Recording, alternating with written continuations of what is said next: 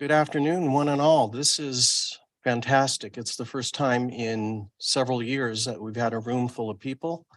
And in fact, the full board at a board meeting in this room.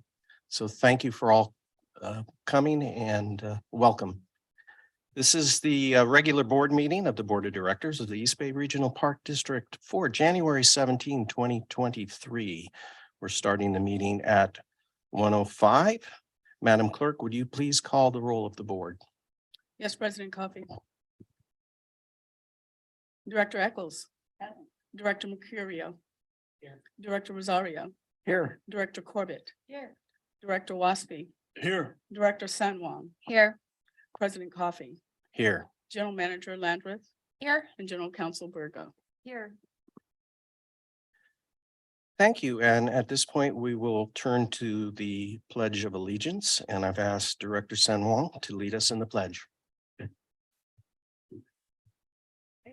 pledge allegiance to the flag of the United States of America.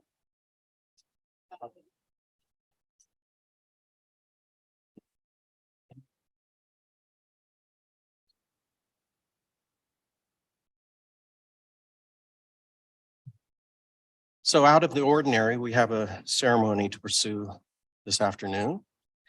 And we are going to proceed with the swearing in ceremony of our new directors and our two returning directors. And then we will proceed with the rotation of officers. So first up is the swearing in of myself, Director Mercurio and Director San Juan, and that will be conducted by Congressman Mark DeSaulnier. I want to introduce Mark, if you don't mind.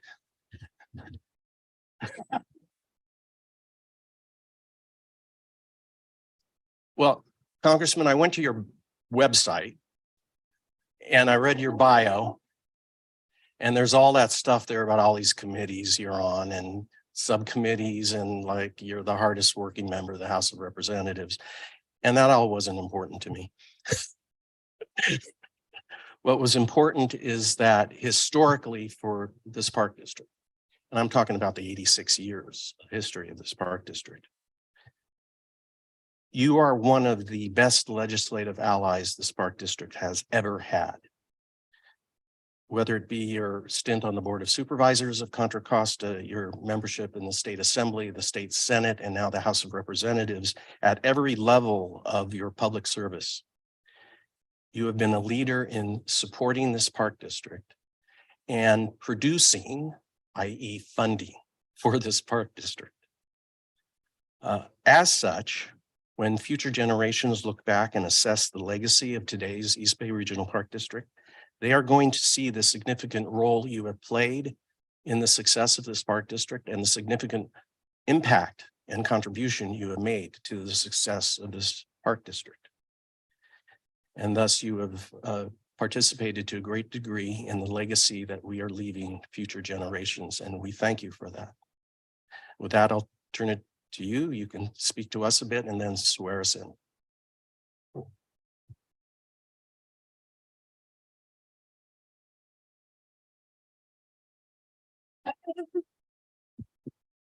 It was for your 30+ years in public service.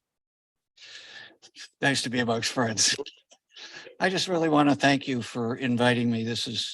And friends and former colleagues in some of those positions, and just what a pleasure it is to be a resident of the district and be able to use your facilities, and just admire you and your staff so well. We've had some wonderful partnerships. So thank you for inviting me. And thank you for not going through all of that bio. I just wanted to cover the important stuff. So we're prepared. If you are, the three of us can come up, myself, John Mercurio and Olivia San Juan. And then when you're finished swearing us in, you I believe, are going to introduce Karen McClendon, who is going to swear in Director Wasp. Okay. All right. As President Coffee, if the three of you could come to the front of the deal.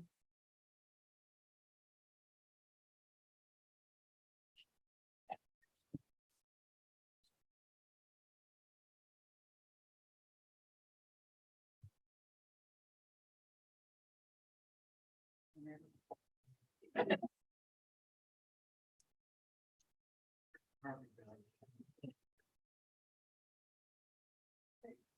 your right hand.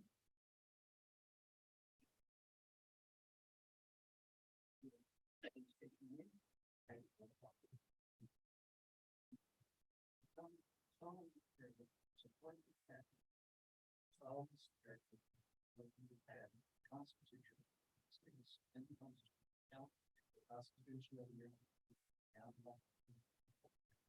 All in its part. All in its part. That will bear. And the Constitution.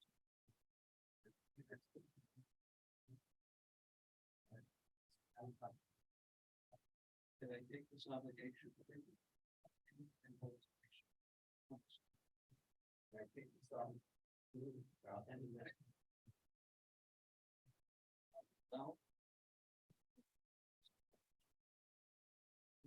Well, get to this part.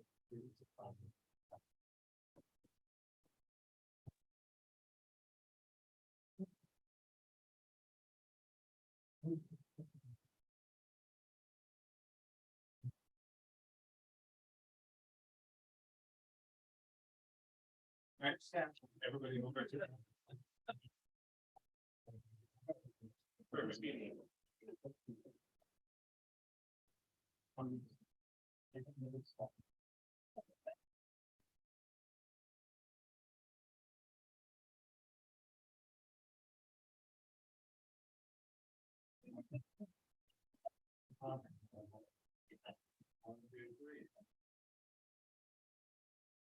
Better than 15 speakers.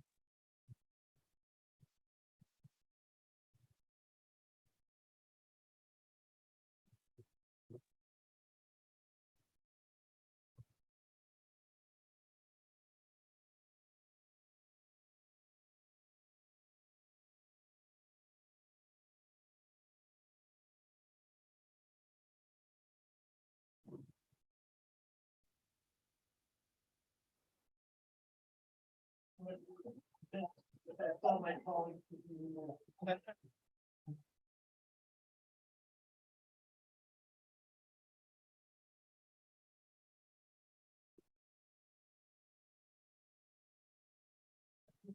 That I was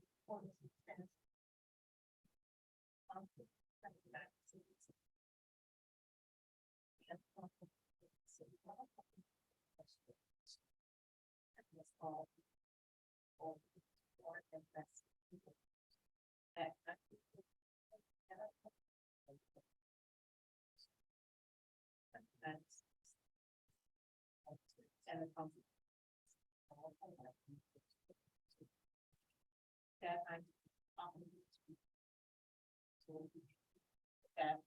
and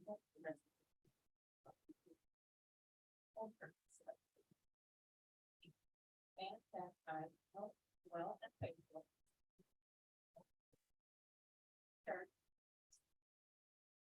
upon the I am about to.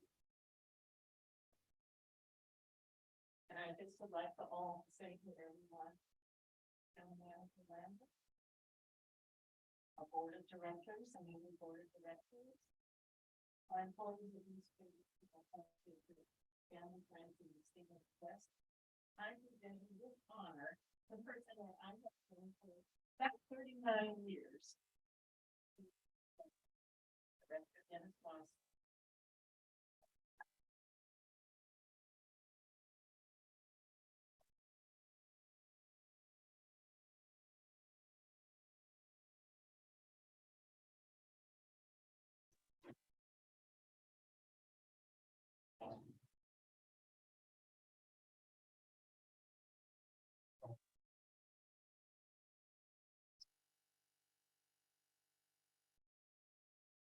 Thank you, Karen.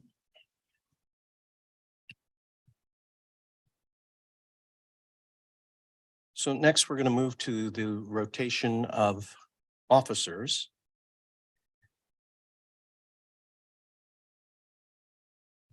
And just for a moment before I happily hand this over to Dennis, I want to say how proud I am, and I know my colleagues are, of the success this organization had in 2022, largely due to the leadership of our general manager, her senior management, and our workforce at large, especially the face of this park district, all our park rangers and naturalists. We have our constituent resident approval ratings at record highs, according to surveys that Eric Feeler and his staff have undertaken last year.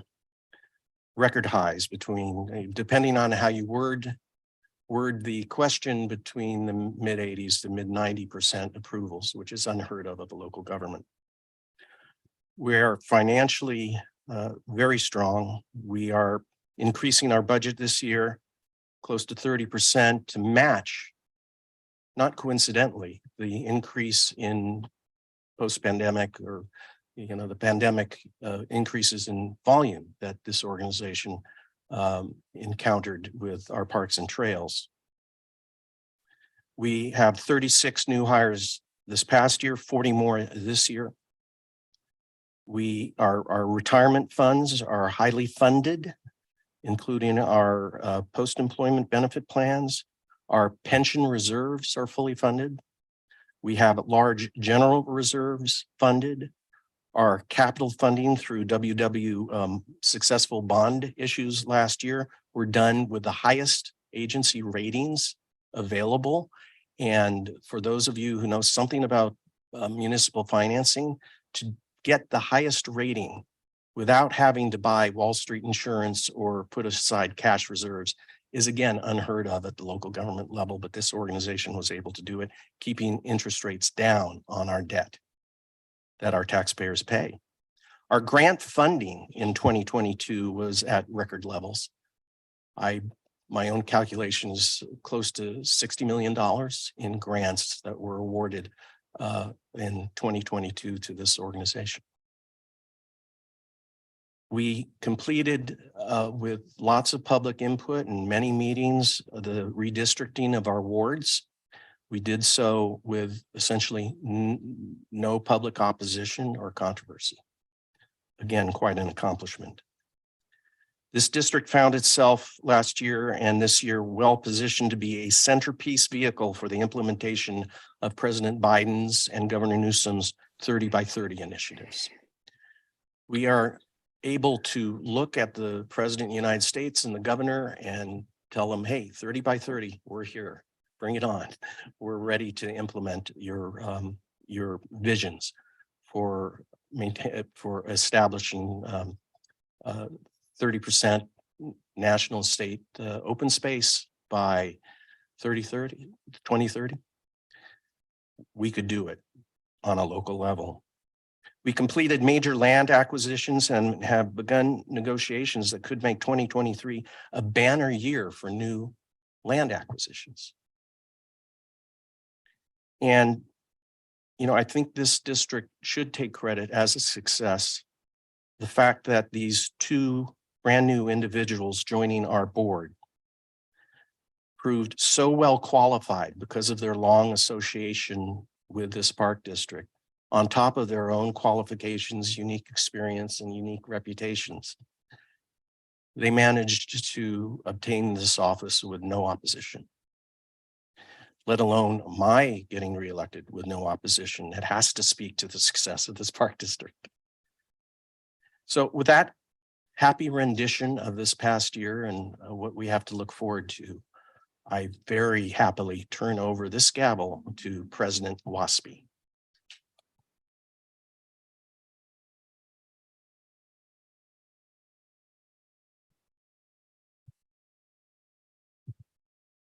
Thank you very much, Colin. And you're absolutely right. 2022 was an incredible year for the Park District, and you being at the helm was a blessing for everyone. For some of you who don't know, Colin spent 35 years being a council for many hospital districts, public hospital districts throughout the area. So he knew everything. He came in running and knew what he wanted and had so much roots and background in East Costa County and all of Contra Costa County and the Bay Area for that matter.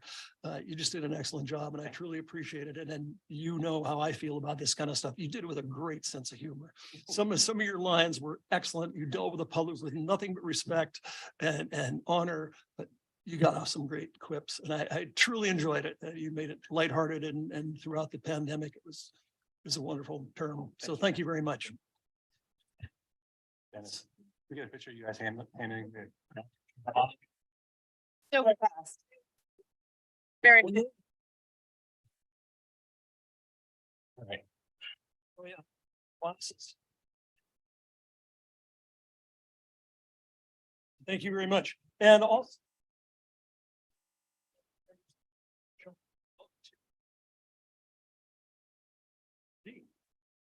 Yeah, I just wanted to second what Director Waspy said. I think you've proven yourself to be you're a natural leader. And it helps. It's nice to have a president that's also a lawyer. And I found your demeanor, your wealth of knowledge and your sage advice have steered us through an incredible year. And so thank you so much. Very much appreciated. Yeah, I'd like, oh yeah, I do need this. Yeah, I'd like to thank you as well, Colin, for an incredible year. And you were really masterful in running these meetings from your very first meeting, just how well you understood the procedures and how you interacted with the public and how you managed all of us, really. It was quite astounding. I know, we're the hardest part. So I just really wanted to thank you for all of your hard work and dedication and your excellent leadership over the past year. It's a pleasure. All right. Well, pardon me, Ellen. Well, I must say something. Uh, Thank you so much for the way that you have been a great help to all of us in knowing how to do the right thing, say the right thing, and work hard here. It's a difficult time, having to have some meetings inside and outside and doing everything we can to make sure people stay safe and healthy. And you worked so hard to keep us going, no matter all the different things we had to deal with during the health district issue times. So thank you so much. You're just a wonderful opportunity to be running this place for us at this time. So thank you very much. Thank you. All right. Well, there is a tradition in the park districts. An outgoing president always gets a very attractive and very handsome photo of his favorite park. So Colin, I'd like to present you with this photo of Lake Chabot.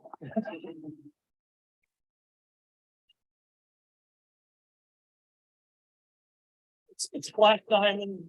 Colin's favorite diamond. Enjoy. Thank you so much. So we have a hard break for the Congress member at 6 minutes. So we're going to go really fast here. And our next session today, with you being here, we totally appreciate this. It's also an occasion for us to recognize you and all your work. So today we're honored to be joined, oops, my mic is on, by our close friend and long-term partner, Congressman Mark DeSaulnier. Thank you, Congressman, for taking the time to join us today for the swearing-in ceremony. It was truly an honor. And while we're here together, we'd also like to express our appreciation to you for the many actions you've done to support the park district's, one of the park district's newest parks, the Thurgood Marshall Regional Park, home of the Port Chicago 50. Thanks to the efforts of Congressman DeSaulnier, the Park District, in partnership with the National Park Service, is one step closer to opening a nationally recognized visitor center to tell the important history of this area. Park District is honored to be receiving $3 million in funding through a federal community project funding request, which Congressman DeSaulnier championed in the 2023 Omnibus Appropriations Bill, which was signed by President Biden on January 29th of this year.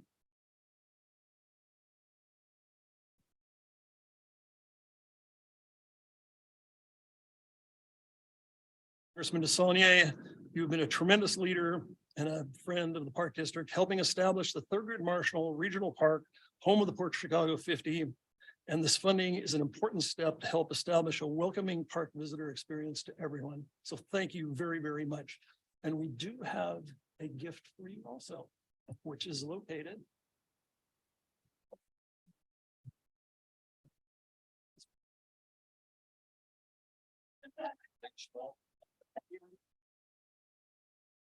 Right here, like, Lisa.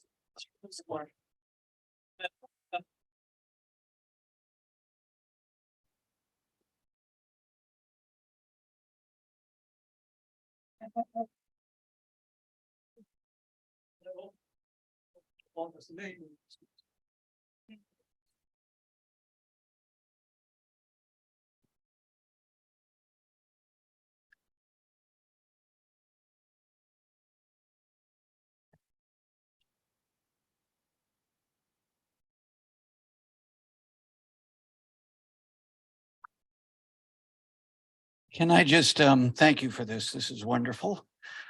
We've got 27 million more to go to get it all done. And I do want to recognize first my wonderful district director, who's a prominent elected in her own right as mayor of the city of Pittsburgh, which she did entirely in spite of me. And also acknowledge this was my predecessor's passion as well. Director Coffey and Bev Lane worked so hard on this, and John as well, all of you. And also Barbara Lee, we've had a wonderful partnership, and she's equally passionate about making sure we get this park opened and we have the historical record in the visitor center. So thank you so much. This, I know you all know this, but this is a special organization, you know, representing a special part of this country. So I know a lot that a lot of organizations I would not say that to. So well, and I've been part of those, but it's always a thrill to partner with you, and I look forward to continuing to do it in the future. Thank you.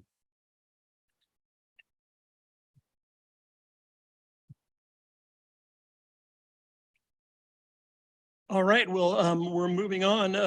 You know, we consider the Park District the best park district in the world, the universe, everywhere. One of the great things we do is celebrate. So we are going to break for a moment to celebrate with cake. You're all welcome to join us. I know some of you are here to thank and congratulate some new board members. So we'll do that promptly. I'm going to tell my first tall tale as the board president. We will reconvene at exactly 1:45. Go ahead, laugh. Fill in the blanks. Okay, so please join us for cake.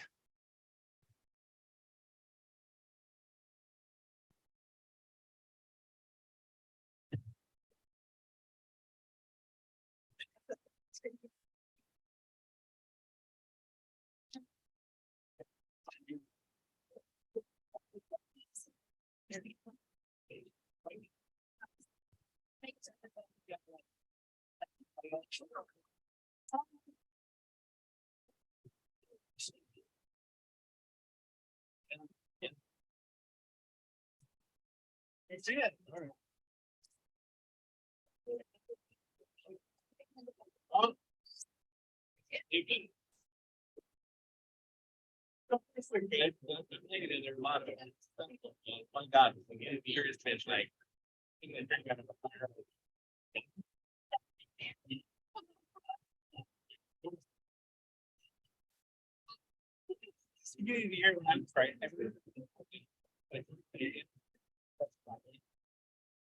Starting it right now. She's starting it right Yes. now. Okay. Just give it 1 second. Is there a countdown or she's gonna let us know, right? She'll let us know. Okay. Okay, start it.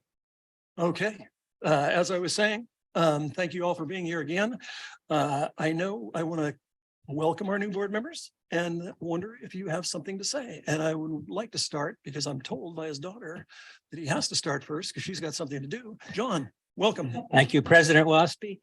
First, I want to introduce my family who's here, Isabella, Angelina, and Jill. Without their support, of course, we know this, and it's true in my family too. I wouldn't be doing this, you know, and Angelina even helped me with the first iteration of my website on my campaign website. So that was really great to have that encouragement. But I just want to say that it's been a long road to get here for me. But then when I think about that, it's like, that's more like a long trail, you know? And I have some folks to thank for helping me get here. So Jill, without Jill's blessing, you know, I'd still be in the trenches at the Concord Planning Commission. But also after Jill followed closely is Beverly Lane, who I've known for probably 30 years now. She's a real friend, but when I heard that she was retiring, I kind of knew that was coming eventually here pretty soon. I called her up and I said, hey, you know, I'm interested in that. And she was pretty happy. And we spoke for a while, and then I stopped and I said, so will you endorse me? And she said, yes. So that was another key milestone. And then another person in the room here who has encouraged me a lot, now what I can say fellow elected, is Ernie Avila from CCWD. He encouraged me a whole lot in the early part of like considering running, or actually after I made the decision. And I got to tell you, there was one particular Friday evening, very, very early in the process, where I was basically giving up. I was just so discouraged. It just seemed like a bridge too far to 400,000 people in my ward. I mean, come on, you know, that's nuts. So I guess I called Ernie and I said, you know, I can't handle this. This is too much for me. And he talked to me for quite a long time, probably a half an hour, and he talked me off the ledge, you know. So you know, honestly, that was a key point, and such a good friend. And by the way, it kind of helps to know somebody on CCWD, right? I mean, in addition to Zone 7 here. But also Congressman DeSaulnier has been someone that I've been associated with, and I guess I can consider him a friend. We live in the same neighborhood, and I actually known him since he was a restaurateur in Concord. He had a very nice restaurant. Used to go there quite a bit when I wanted to go to a nice place in Concord. His was the place you would go and take people. Also, Director Coffey and President Waspy were very, very, very, very early supporters of me when I mentioned I was interested. They talked to me and encouraged me. So I thank for that. So when I used to when I was doing the campaign thing back when I thought I had an opponent, I would tell them about, you know, the priorities that I had, and I was really excited to do that. But I also would end up telling them, it would just kind of come out of me that I would say, you know what, forget about all that. I mean, I feel like I've been prepping for this for 30 years, you know, because that's kind of the truth. Just because I would always be involved in things that I was interested in, they happen to be things that the district does. And so it just kind of built on and on. One thing led to another. I'd also kind of like to say that yesterday was 10 years since we lost my dad, 10 years ago. And 4 years after that, my mom. So I know they'd be in those two seats right there. They'd be very proud, but I can almost guarantee you that they wouldn't be able to explain to their friends what the heck I'm doing here. You know how that is. They just don't quite know the thing, you know. But you know, they would be telling all their friends, oh yeah, something with the Park District. So, and even though I've only been a director really for, I guess it's 2 weeks now, I've already been meeting with some folks out in the community, and I really have enjoyed that. You know, it almost seems like even when somebody's against you in the park thing, they're still nice people, you know. So they're friendly. It's been friendly interactions.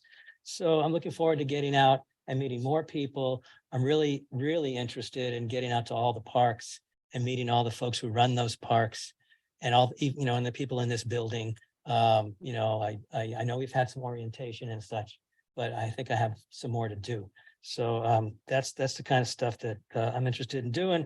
And also when I was campaigning and interviewing with the stakeholders, you know, for the union and the environmental, organizations.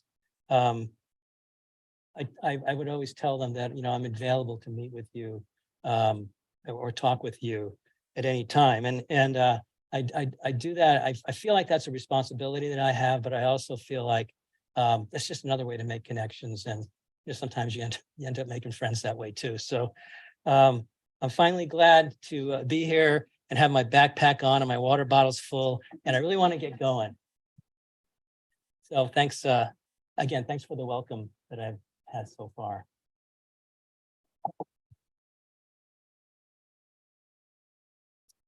Well, thank you, John. I think you will definitely be a perfect fit for this organization, this family. Olivia? Sure, I think John and I are very different. I did not prepare anything, but I would like to share just a few quick words. One, it's nice to be sitting here actually between Colin and John, because at one point we were all on the Park Advisory Committee at the same time together. So it's nice to be up here with some familiar faces. And I'd really like to thank Ann Wieskamp especially because she appointed me to the Park Advisory Committee. And so I wouldn't be sitting here with all the knowledge and experience that I have from the Park Advisory Committee without her appointment. And she's always been such a great mentor to me. Before joining this board, I was on the Zone 7 Water Agency Board of Directors, and she's very into reviewing ballot statements. And she reviewed every single one of my ballot statements for Zone 7. And then also we had prepared one for this office. But a funny story about Ann that I shared recently with Sabrina. I wasn't Ann's first choice for this position, but to paraphrase the West Wing a little bit, even though I might have been her second choice, I was her choice that she had supported for this and endorsed me. And I know that that really helped me to be able to run unopposed. So I thank Ann so much for all of her mentorship and guidance. And I'd also like to thank my Zone 7 colleagues if they watch this later online. They every single one of them actually signed my candidate form. We have to collect a minimum of, I think, 40 signatures to be able to qualify for this office. And that's a lot of signatures to have to obtain and to collect to be eligible to be on the ballot and then to ultimately get this position. And every single one of my Zone 7 colleagues signed it, and they were incredibly supportive about this, even though they knew that it would mean I would create a vacancy on that board that they're now working to fill. I'd also like to thank each of the mayors in Ward 5. 3 of the 5 of them were early endorsers for me to run for this office. I know that also helped me in terms of being able to run unopposed. And then I know I also had some other support from the other cities where the 2 other mayors didn't early endorse, but that's okay. And so, those mayors, Dublin Mayor Melissa Hernandez, Pleasanton Mayor Carla Brown, and then Mayor of Newark, Alan Nagy, who immediately endorsed me because of Ann. So again, I want to thank him. So I'm really excited to be here. I think that we have done a lot of great work at the Park District. I'm really looking forward to the next 4 years. Thank you.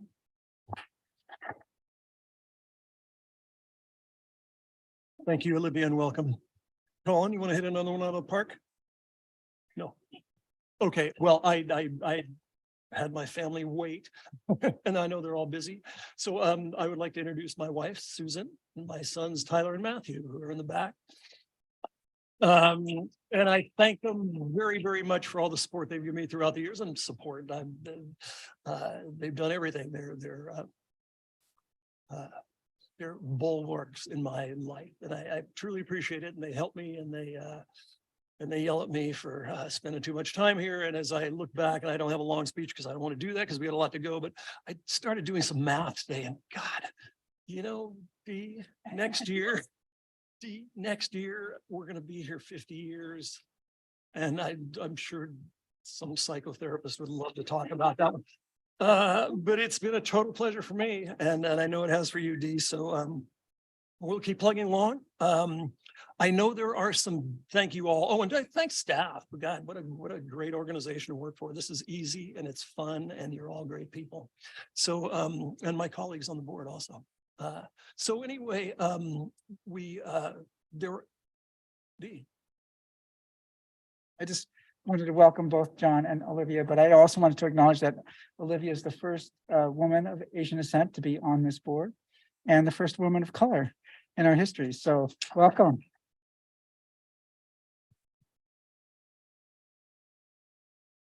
All right, I'm trying to go in order here. There are some folks here that are really good people that love some of the people up here and would like to say some things about them. So I'm not exactly, I remember a couple of you, but Yolanda, do you have the names? Yeah, President of the Contra Costa Water District, Eric Avila.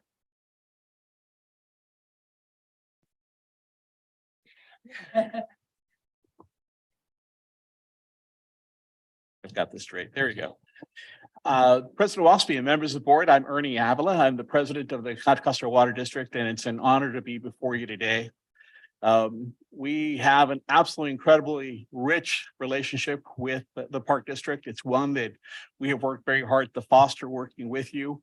And it's one that you have a commitment from our board to continue that relationship with strength in the future. We have a great history working with you at Contra Loma, at Los Piqueros, and of course, the Contra Costa Canal Trail.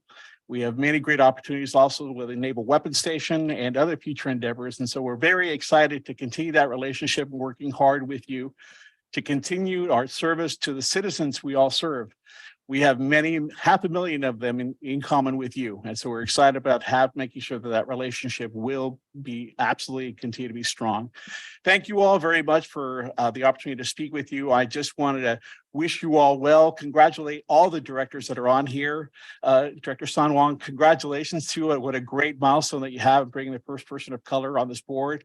That's remarkable. And it's nice to have a Zone 7 representation. We can talk water on and off as we go on, move forward. So I'm excited about that.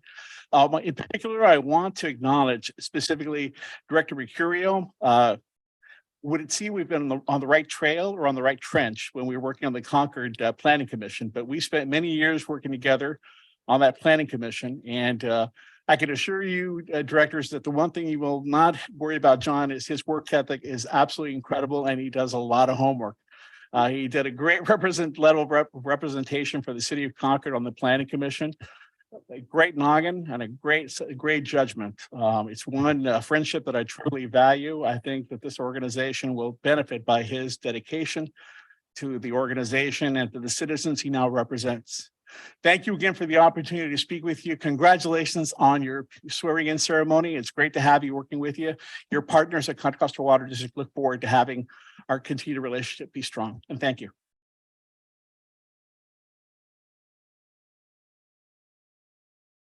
I didn't have any other speaker cards, but if anybody's interested to come up and say something to acknowledge our new board members. Hearing none, thank you all very much. We're going to start the meeting here, quick here. All right, so thank you all for being here. We understand if you have to leave. Thanks again. So our first item of business today is the approval of the agenda. The script. Yolanda? It'll be on page 4. Right, I got it. Mhm. So moved. Oh, okay, I apologize. That's okay. I'll just read it for you. Today's meeting is held pursuant to the Brown Act as amended by AB 361.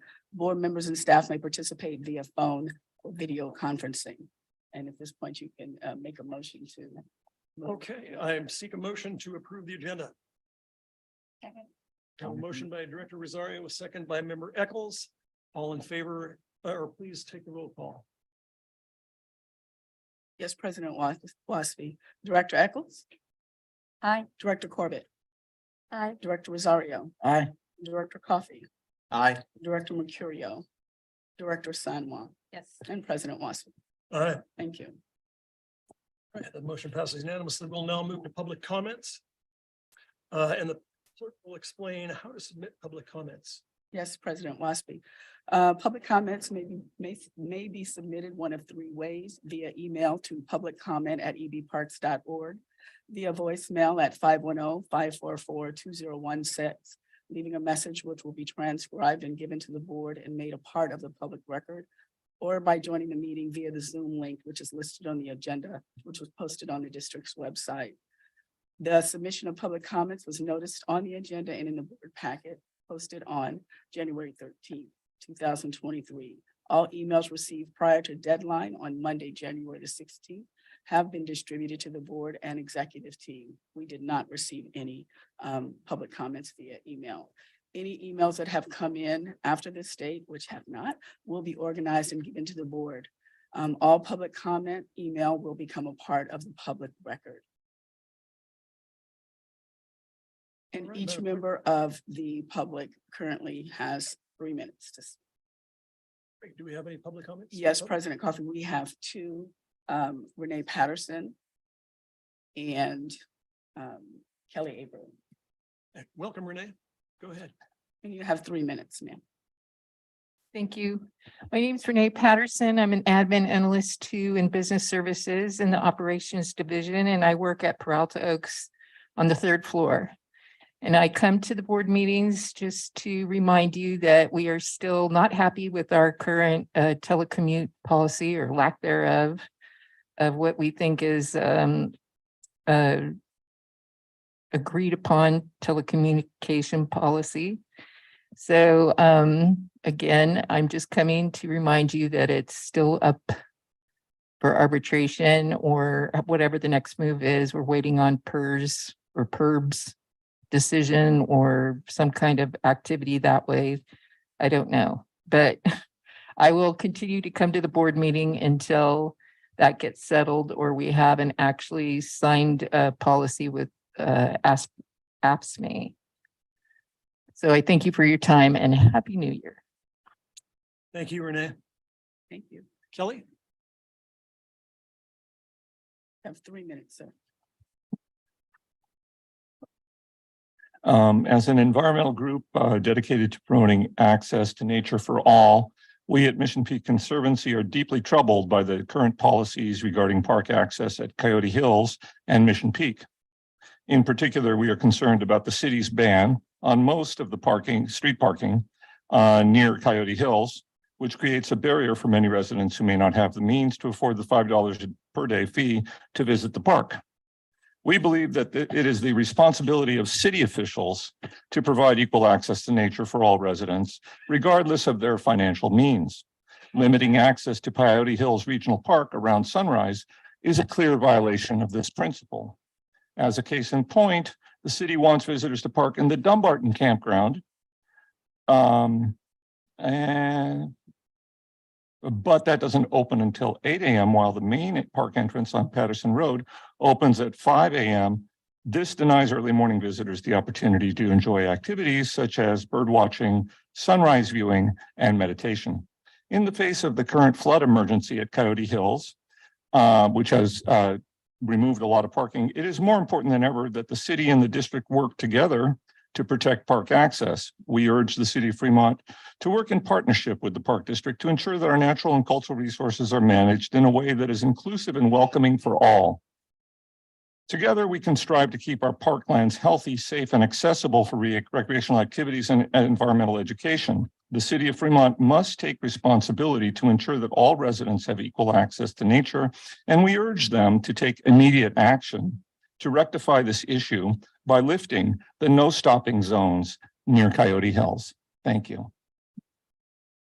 Thank you, Kelly. We have no more public commenters. All right, thank you. Then we'll move to the consent calendar. Today's consent calendar contains 13 items. And I'm sure that all board members have a chance to look at that. Have we had all of our questions answered or have any questions, comments? Or pull any items? Hearing none, can I have a motion to accept the consent calendar? Moved by member Mercurio, I'll second. seconded by member Rosario. President Waspy. I think we need to, on item B on your consent calendar, since 2 of your directors were not present for that meeting, they should go ahead and take a separate vote to abstain on item B. And that's what item? On B, approval of the minutes from December 6th. Okay, that sounds good. So let's do that. Let's vote on all of the items on the consent calendar, all 12 of them, with the exception of item B, which has been pulled for a separate vote. Could we take a roll call on that? Or pardon me, I don't have a motion to accept. We have a motion to accept. Do you accept the amendment? Okay, and a second by member Corbett. Okay, so let's take a roll call vote on the A through M minus B. minus B. So yes, Director Eccles? Aye. Director Corbett? Director Rosario? Aye. Director Coffee? Aye. Director Mercurio? Director San Juan? Yes. And President Wasp. Aye. Okay, consent calendar passes unanimously. Now we'll deal with item B on the consent calendar, which is the approval of board meeting minutes of December 6th. Well, motion to accept that. Motion by Director Corbett. A second by Second. Director Rosario. May we have, any discussion on that? Hearing none, let's have a roll call vote again. Yes, please. President Coffee, I would just like to say that there was a comment that came in from Scott Bartlebow on these minutes. I inadvertently typed East Bay Bicycle Council and it should have been Bicycle Trails Council. So I'll just make that amendment. Pretty controversial. We'll accept that amendment. Yes, so I'm Thank gonna you, be Scott. calling, I'll be calling the roll on that. Director Eccles? Aye. Director Corbett? Aye. Director Rosario? Aye. Director Coffee? Aye. And President Wasp. Aye. Item B passes unanimously. Okay, we'll move now to acquisition, stewardship and development, the authorization to award job order contracts, a bunch of numbers. To Grade Tech Incorporated, SF Bay Construction Incorporated, Mark Scott Construction Incorporated, Aztec Consultants Incorporated, and Tykert Construction for district-wide projects on the JOC contracts. Thank you, President Ren. Waspy. Ren Bates, Acting Chief of Design and Construction. Appreciate you reading that recommendation. It's my pleasure to be here for the first action of the year to try to continue on the success we've had as of last year. I'd like to welcome the new board members and returning board members. It's nice to be here. Give me a minute while I share my screen, please.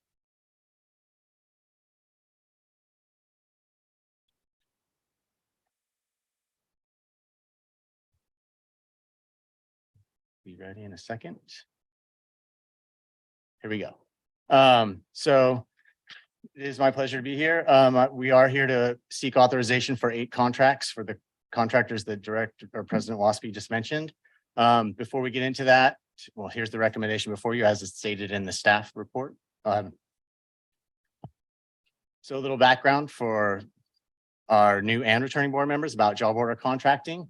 It's a competitively bid procurement. We use competitively bid to award these contracts, which are annual contracts for capital projects for renovation, refurbishment, repairs, and remodeling. We operate this project. It's consistent with public contracting code and by the district's job order contracting policy.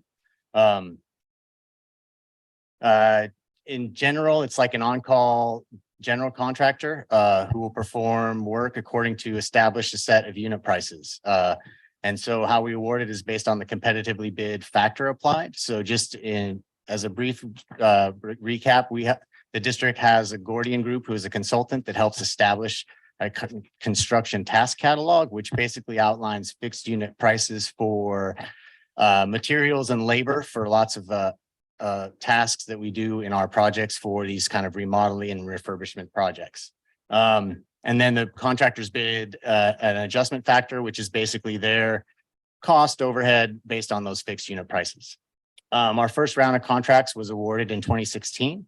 And here on this slide shows a list of the kind of work today we've done, completed that. This image shows one of the projects we completed in 2022, the Point Isabel Hoffman Channel Bridge channel stabilization. One of the beauties of job order contracting are that there are regular working hours and non-regular working hours. And so this covers, as this slide here shows, we do some, and there'll be more future, we do work that's sometimes tidally influenced. And so we have to work in non-work hours. And so this actually gives us costs for those hours as well. So we can price these kind of projects out.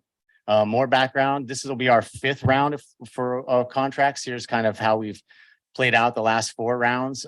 This 4th round, we still have some capacity and a couple of our contracts are open. So you can see we've steadily increased the amount of work that we get done with our job order contracting. To that end, we've had 2 audits done internally for the program. The 2018 audit was completed and we implemented the recommendations in 2019, which actually also was a precipitated us putting together a job order contracting policy, which the board has approved. In 2022, we did a second audit, and that was completed, and it showed that our prices that we have for our fixed costs are consistent with if we went out to regular bidding for this, or our design bid build kind of is how we typically deliver our projects. And then as another reminder, we provide quarterly updates to the finance committee on where we are with our job order contracts. Here's a couple images of projects we completed at the last round of job order contracting. So just to get a flavor of kind of the projects that we do. And as a reminder, this job order contracting is utilized by several departments throughout the district. So operations has used them, finance and management services, design and construction. So these are, I won't go into great detail, but we use job order contracting to do some clearing so that the Point Pinole monarch pollinator garden could then be planted by volunteers. We did some repairs to the Black Mines Atlas portal. Improvements like ADA improvements, this is a great way to do it. Other things like roofing and fencing, these are all projects that are done with job order contracting. And again, here's another image of Hayward Marsh, Cogswell Marsh Bridge pier repairs, and that's night work. So this job order contract facilitates that. Our current round of contracts is approaching or have come to their term and value limits. So park staff has bid, and so we are here to seek award for those contracts. The contract terms and limits it's an annual contract. So that contract begins once we give an NTP for the first work. They have a year to then do job orders as accordingly. The contracts are a minimum offer of $50,000 of work. So the district is, once it's offered $50,000 to a contractor, we're not reliant, or we don't have to provide any other work. So in other words, if a contractor doesn't perform, we've offered them $50,000 contractually, we've completed everything we need to for that contract. The maximum limit is $2 million per contract. This is below the legal limit that the public contracting code allows. And again, as a reminder, no money's being encumbered. If anything needs to be done, these funds need to be in the project budget. So this action is not encumbering. We're just getting on-call contracts. Our bidding process is very similar to a regular construction project where we competitively bid. So we worked with our consultants to create and update the construction task catalog so that the prices were most current. So we do that. That is usually generated within a month of going out to bid. So that has local costs for prevailing wage and materials, and those are the fixed costs that will last for a year. We publicly advertised, as we do all of our projects. We hosted a mandatory pre-bid conference in which we wanted to make sure that everyone that was bidding knew the scope and kind of the premise of all these contracts. And then once we had that, we opened our bids. We opened bids on December 1st. And we had more responses this round than we have ever had on any other round. So we feel like we had a good bidding climate and we got good bids. So we recommend that we go with the 8 bids as outlined. And here are the bid abstracts. I think I've skipped over the fact that we're doing 3 general paving, not general paving, but general engineering contracts. So general engineering as an A are folks that do grading, utility work. They basically have big machines and can do a lot of earthwork. So we utilize them. We got all of these responders, and then these are our 3 low. We're going to enter into 3B. These B licenses are general building. So these are folks that do HVAC, building repairs, roofing repairs, other things that are related to buildings. So we have 3 that we'll want to enter an agreement with here. And then lastly, we have 2 A licenses again for general paving. And these license contracts, we require the contractor to self-perform at least 60% of the work. And we have 2 here. So these are our 2 responders. Most of these contractors have already worked with the district, so we feel comfortable awarding this. Again, in front of you is the recommendation for awarding these 8 contracts for 1-year period with a minimum contract value of $50,000 and a maximum of $2 million. With that concludes my presentation. I'm happy to answer questions if there are any. Let me stop sharing. Any questions or comments for Ren? No? Elizabeth? Yeah, so I'm just curious, so contracts, it's a minimum of 50,000 and a maximum of 2 million. So do you have any sense for where that's actually gonna end up over the 8 contracts? Is that gonna be closer to 16 million, or is it gonna be closer to that's roughly 8? That's a great question, and I don't know exactly how it'll play out. We've, if the slide, I guess I could bring up the slide. We've awarded these contracts and we found that it depends on how much work we have and if we have all of our permits in place. It kind of is contingent upon how much we get done, and where we land. So it's difficult to say. We've never really reached capacity for all of our contractors. We've reached the maximum capacity for several contractors that have done a lot of work for us. And so I think we've shown that we've gone from 6 and we've been approaching 7, and the last round was 8 contracts. But we only awarded for 1.5 million. So the ones that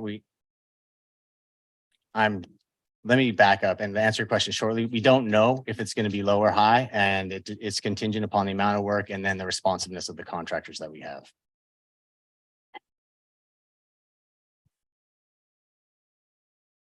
That's D. And this is a concern of myself and also our union is the how are we minimizing bundling projects so that are under 50,000 and bundling them to bring them up to 50,000 so that it excludes our in-house crews from doing it. That's a great question. I think any of the work that has been bundled to date is more like a roofing project for roofing, looking at roofs for, that's the only projects I'm aware of in terms of aggregating or combining or aggregating specific projects. Our policy states that this should only be utilized, job order contracts should only be utilized for projects of $50,000 or more, which I think is the reason for your question. We do have an internal check of these have to be presented, or there's a project initiation form that has to be signed by the unit manager of whoever that department's chief, and then it comes and we do a final vet to make sure design and construction sort of manages the program. So we take a final look at that. I would say that isn't happening currently. I hear your concern and we'll take a look at that. But in terms of looking at these projects, I would say the only ones that have been aggregated thus far, and it makes sense, is to have one roofer come out and do the roofs for several buildings as necessary. Yeah, I could see that. Thank you. Sure. Director Coffin. This is probably for Jim, but there's been an ongoing interest in the efficacy of using JOC contractors for paving, and as opposed to expanding our in-house capability for paving, and paving is a major enterprise of this organization. And from what I'm reading, is going to expand in terms of efforts of this organization toward paving efforts. And so I'm wondering, at one point, we're going to do a study of that. Director Coffey, this is Jim O'Connor, Deputy General Manager. So Robert Kennedy, Chief of Mass, has completed his draft report. It's on basically in my hands now, and I'll be passing that on to the General Manager. That should be done by the end of the month, off to the General Manager, and then we will discuss that and report out. Okay. Oh, sorry if I may, we also committed to bring that to the Operations Committee. So the Great. board will see that. Thank you. Any other questions from board members? Olivia. Have a sense of these organizations. Are they based in either one of our 2 counties? Or are they based outside the? The contractors? Yeah, the contractors. Most of them are within our 2 counties. It makes sense for them. Yeah, most of them are in our 2 counties. I don't know specifically, but I can find out exactly and let you know. But they're pretty local. All right, I guess, Ren, I'm always very interested in this and I always ask you these questions, but so I'm looking at the ACF, the award criteria figure. Wouldn't it, can you tell me just anecdotally, I guess, so I see Grade Tech always seems to get them. multiple contracts with us in different licensing configurations. And I also remember Mark Scott and Tykert. So it would seem to me that if I were a contractor and I got a job order contract and I liked what I was doing and I did good work, I would get $2 million worth of contracts a year if that were enough to do that. And if I only got $50 a year, I would kind of say, maybe I'm not cutting the mustard here. Do you find that these guys self-separate or is the ACF really a criteria you use for this? Well, that's how we would award because we need to award on the lowest cost. That's how we have to award based on public contracting code for construction contracts. So we do have to award on that. And based on it being fixed cost, we then have them provide they provide that adjustment criteria factor. So they figure out what their overhead is. And based on the unit cost, they say this is what is going to keep us whole as a company. That's how they determine that. And we award based on the low. To answer your question is yes, they seem to self-sort. And so we've had contractors that have been responsive and done great work and we meet their maximum because we can repeatedly give them work. And then we have some that don't, and they are late with responses and we never get the projects off the ground. And so that's something that's just part of the program. And that's why we have 3 contracts. That's why we've noted to have 3 contracts in both of those 2 larger licenses. So I don't know if I answered your question exactly. Yeah, that was close enough. I was just kind of wondering what was going on here with these contractors. I would think it would be prime stuff. And if I got $2 million, I'd do everything I could to come back again and do it again. But that's okay. But my next question is, so why is 2 million the upper limit? Is that some statutory deal? No, actually law is much more than that, but because of that's just how we've done it at this park district. We've sort of steadily increased our capacity and our limits based on what we've done. So in other words, we didn't start at the legal limit for job order contract on an annual basis. I believe it's somewhere near $4 or $5 million a year. Our policy states that with board approval, we could approve some of these contracts if that happens. I think where we are, we've landed at a capacity that we know we can do. So in other words, we're sort of meeting where we are based on how it is. So if I guess in terms of it's anecdotal, it's not it's based on approval by the board and everyone else. When we go out to bid, we've gone and sought approval of, we want to increase the limit. It's not the legal limit, but we've done this amount of work. So we've slowly increased. I think our first round were $1 million maximum each. And then we went to 1.5. And this round we've gone to 2. Yeah, and I would think that just based on what's been going on, I mean, I'm looking specifically at paving contract. I mean, I'd be exaggerating if I said that I bet Lake Chabot, you could probably got that much business after the storms, but it's not just Lake Chabot. But I assume the paving will really go on and on and on. And if there's a limit, I mean, if you get a really good paving company to do work, I would hate to see them limited by $2 million because I think we've got throughout the district after these storms, lots more than $2 million worth of paving work to do. I hear you. I don't know what that means, although I support upping the limit, I guess. No, understood. So yeah, we do have provisions that if we do approach that and there are projects that need to be done, we will come back to the board and increase those limits as appropriate. So there is capacity there. But at this point for everyone's comfort level in terms of from an executive level, even the staff where we're delivering and knowing what we do, this is where we are in terms of the amount and limits. Excellent. Thanks for your presentation. Sure. If there's no further board comments, anything from the public? No, President Wasp. Hearing none, I'll seek a motion to approve this board of contract. So moved. Moved by member Rosario.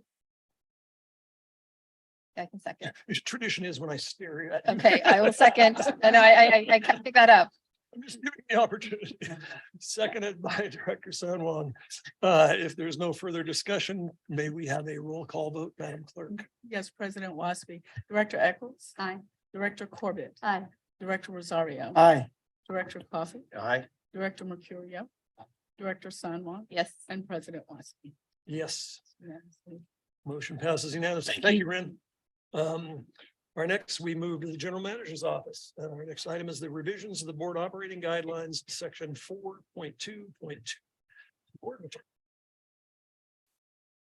Claire? Hi, thank you. Good afternoon, President Waspy, members of the board. Let me pull up my presentation real quickly.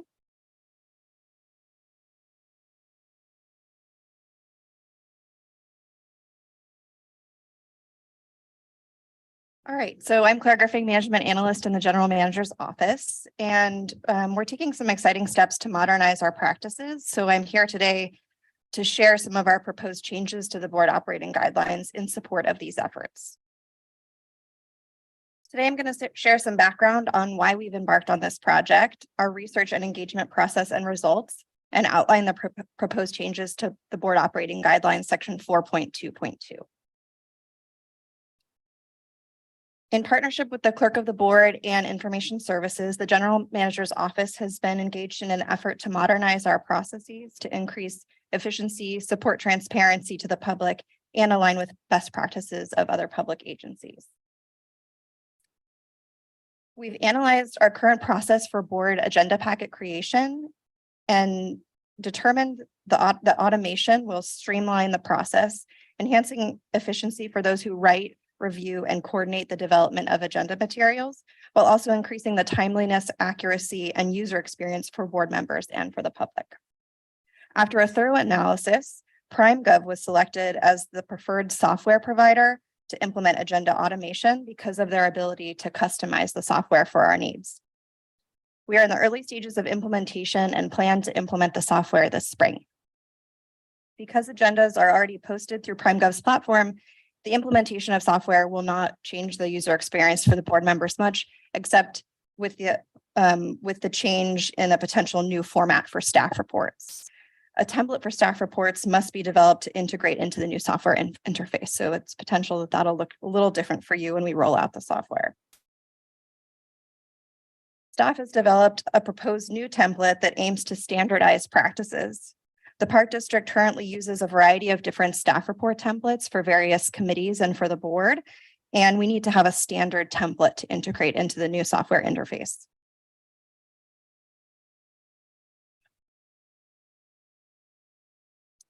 A standardized template with writing guidance will simplify and clarify the writing process, especially for staff, and ensure consistency. This is also a prime opportunity for us to look at the best practices of other local public agencies and align with those practices.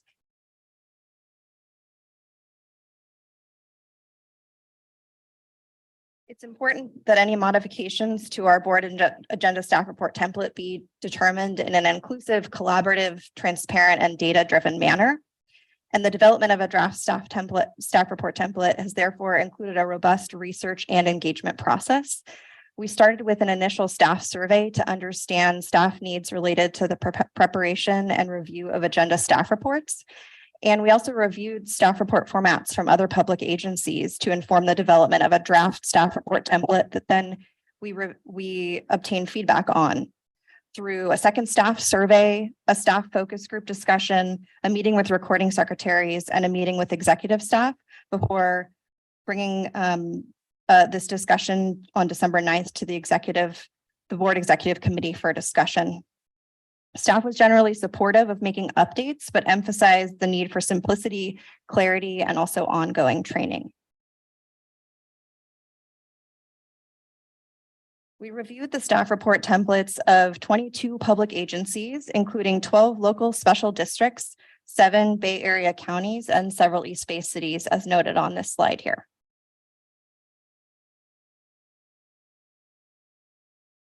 The draft staff report template is not finalized, but there is a sample draft that's included in your packet as attachment B for reference. Several of the proposed changes conflict with the current language in section 4.2.2 of the board operating guidelines, which outlines the headings included in staff reports for board agendas. The guidelines are revised from time to time to ensure that they conform with current district policy and practices, as well as government rules and regulations. The guidelines were actually last updated on December 6th of 2022 based on recommendations from the board's ad hoc committee. It was determined that certain sections of the guidelines, including potential revisions to section 4.2.2 of the guidelines, merit separate consideration by the board executive committee and the full board, which is why we're here today. Staff proposes removing the language that specifies the headings to allow for flexibility, as we may want to iterate and also continue to modernize our practices over time. Our proposed new staff report differs from the current practice by updating terminology, such as using the term agenda material when referring to agenda packets instead of board material to be more inclusive, as the agenda management software will not only be for board agendas, but also regular committee agendas as well. And so we want to use more inclusive language. This pie chart outlines the results of our benchmarking research, which found that agenda reports written by staff for board and committee agendas are most commonly referred to either as staff report, agenda report, or agenda item. And so we recommend using one of those three terms on the finalized template.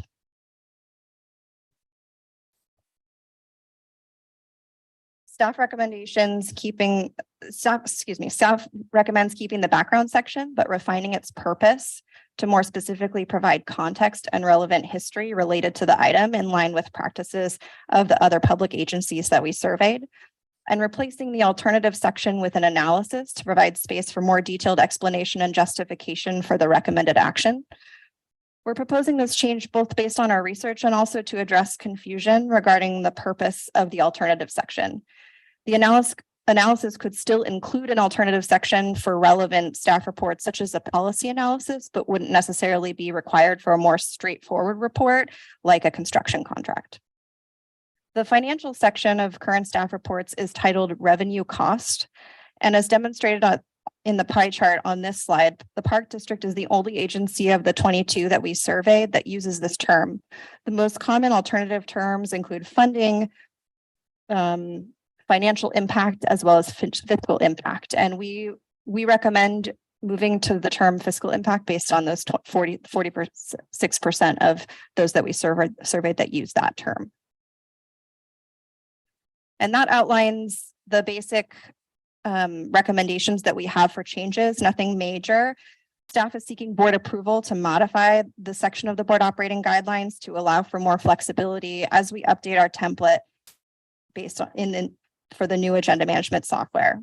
Upon approval from the board to update the guidelines, staff will finalize the new staff report template, include writing guidelines, and provide training for staff. Upon implementation, staff will provide ongoing training and continue to seek ways to modernize and improve our practices. Here's the recommendation for the board of directors to approve revisions to the board operating guidelines section 4.2.2 as proposed in attachment A. And thank you for your time. Let me know if you have any questions. Questions, comments? I think this is the third time I've heard this presentation. One of the executive committee, one last month at the board meeting, and today. My question is, this latest iteration, are there any significant changes to these proposed modifications from what went before us at the executive committee or last month? No. There are no significant changes. The one change you'll see this month versus last month is now the changes are included in the final rating guidelines that were adopted on December 6th. So we updated it based on that. I noticed your presentation was a little better refined, which I appreciate. So we are simply modifying forms for agendas and Correct. our staff reports in there. So what I've heard now for 3 times, it's just modifying these forms. Okay, thank you. Any other comments, questions from board members? Member Corbett. Yes, thank you very much. And thank you, Mr. Coffey. We had the opportunity to take a look at this in a subcommittee for being back there. So I just wanted to let you know, thank you for giving me that extra amount of time to determine the changes and whether the changes of the original language on how to do this, how you changed it, and how you changed it into a much better way to do it.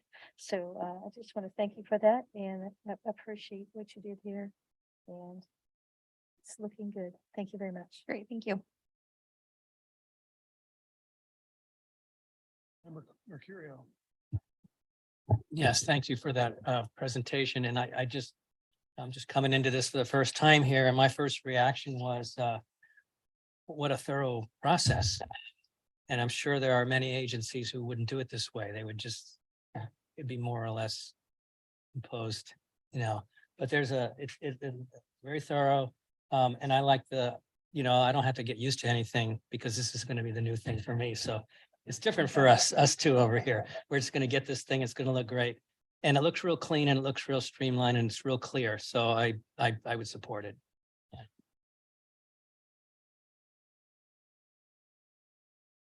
Nothing else. My only comment would be thanks very much, Claire, for all your work, for all the staff work sessions. It looked like it was a lot of work. And again, originally, thank you to board members Rosario and Corbett for starting this off. I know this is just a section of the whole board operating guidelines, but thank you guys for initiating this and thanks for all the work you've done. So I think we can look for or unless there's any comments from the public. Hearing No, none. President Coffey. I'm looking for a Move approval. We have a motion for approval from Director Coffey. Do I have a second? And a second from Director Eccles. Will you do a roll call vote, Madam Clerk? Yes, President Wasby. Director Corbett, Aye. Director Rosario, Aye. Director Coffey, Aye. Director Eccles. Aye. Director San Juan Yes. and President Wasby.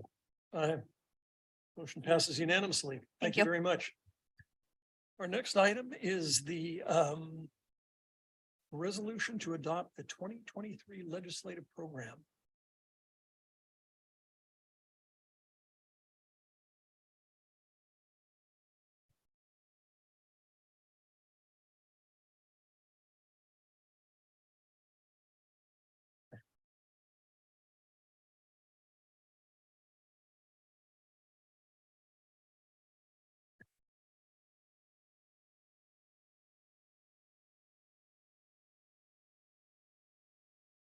Thank you. Eric Feeler, Chief of Government and Legislative Affairs, and happy to have this opportunity to share the proposed 2023 legislative program overview. This has been a work in progress, and I really want to commend staff and particularly management analyst Lisa Baldinger. This is a update of what we went through for about a year and a half in terms of our conversations with the board, our conversation with the general manager, deputy general manager, and others to develop an official program for the district. And we do want to present this with the knowledge of the broader issues of the day in terms of flooding, which is going to alter our work plan in terms of meeting with FEMA and Cal OES and trying to secure emergency relief funds. Also acknowledging the state's budget is more of a deficit, forecast to be more of a deficit than certainly last year. And so understanding that this document provides us flexibility to move nimbly when the dynamics of the state and of the nation change, but yet also gives us a focus in terms of our work for the year. So for looking at the work of government affairs, there's really essentially two roles that we play. We are very, as you saw from earlier today, we're very proud of our relationships with elected officials and am I not? Okay, thank you. Apologies. With elected officials and maintaining those working relationships over time. So having Representative DeSaulnier here today is a true testament to that long-standing work that you all have done as board members and that we try to follow up on as staff members. Then there's also the very knowing what you're talking about side of government affairs, which is the analytical work and the policy briefings and staying up to date in terms of trends, both in Sacramento and Washington, and also all the survey and analytical work we do, both community surveys and our voter surveys that we do in order to understand what the public is valuing in terms of the Park District and our role in the community. And then the third component, which isn't on here, is we are also managing the Park Advisory Committee and having three of our former Park Advisory members in front of us today. I think we recognize that that's a very important body for the organization. In terms of this photo, I did want to point out that This was a site visit that we did with elected official staff. And we want to really acknowledge and thank our fire department and fire personnel and Chief Tiley. They've always been such great partners in helping to explain to legislative staff and electeds the important work we do in the wildland urban interface. And we do 4 of these types of site visits for elected staff a year, so 1 in each quarter. And we have one coming up in Hayward for the Hayward shoreline. Then we also look at our, as I've often joked, we look at our park district more along the lines of overlapping elected lines and not just where our parks are. And so this particular map is an update for our supervisors and noting that we do have 2 new ones. Ken Carlson, who I believe has retained some of Supervisor Mitchoff's staff. And then also in Alameda County, Lena Tam is a newly elected supervisor. So we will be working on talking to those folks soon. Then with the state assembly, Lori Wilson, relatively new to the park district, and she moves a little bit farther to the east up in Contra Costa County. And then we have a new assembly member, Liz Ortega, replacing Assemblymember Bill Quirk in the sort of the Hayward area and southern Alameda County. And then in the state Senate, we have a new state senator, Aisha Wahib. And actually, we have 2 new senators to us. Susan Tatamales Eggman is moving in from the San Joaquin County side of the Altamont into the Tri-Valley. So she'll be representing a big chunk of our district, and we'll have some education to do with her and her office in terms of all those important parks there. And then, as I mentioned, Aisha Wahib replacing Senator Bob Wojciechowski. And federally, things look a little bit different, especially along the northern Contra Costa County waterfront. John Garamendi will be representing much of that. He is currently a member of Congress. He also previously represented part of Contra Costa County and worked very closely with the Park District on our Tiger II grant back in 2010. So not new to the district, but returning to the northern waterfront. And then Congressman Jerry McNerney retired. And so Josh Harder ran in that seat and does still have a tiny bit of East Contra Costa County as part of their congressional district. And then to get to the meat of the program, and I'm going to ask Lisa to come up and delve into this as well. But we have our sort of our overarching goals. We did add a new one this year that was not in this list last year, and that is supporting inclusive interpretation and educational opportunities. We found that that is literally in all of our work. So we wanted to call that out and make sure there was a specific reference to it. And then we have our 7 categories. These are not changed. They're the same as last year, but they capture really more broadly the themes that we generally work on in terms of our advocacy for legislation, for funding, and also at the policy level. And those remain unchanged from last year. And then I'll pivot and ask Lisa to come up, but we do have an upcoming, I'm pleased to say that for the first time in 3 years, we're able to do in-person meetings in Sacramento and in Washington, DC. So we are planning those as we speak and working to prepare you all for those conversations. But we did purposely want to have the meetings before the date of the bill introduction, and on your consent calendar earlier today, we are proposing to introduce or offer or support legislation to raise the administrative limit for the general manager. And then we'll be working on other key pieces of legislation as well. But in this case, we will actually have a bill that we are seeking to have introduced before the deadline. And with that, Lisa, if you would come up. Afternoon, Lisa Baldinger, Legislative and Policy Management Analyst. We're here today requesting the board's support on our 2023 legislative program, and then also taking advantage of the opportunity of timing to brief you all in advance of our Sacramento days. And this is included in the program as well. So as Eric shared, we have our 7 overarching advocacy goals.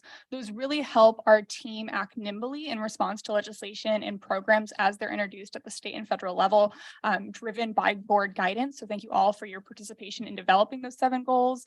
They're really very helpful. And then for member specific priorities, we use the budget documents as well as the known projects moving forward and our member priorities to align interests with opportunities.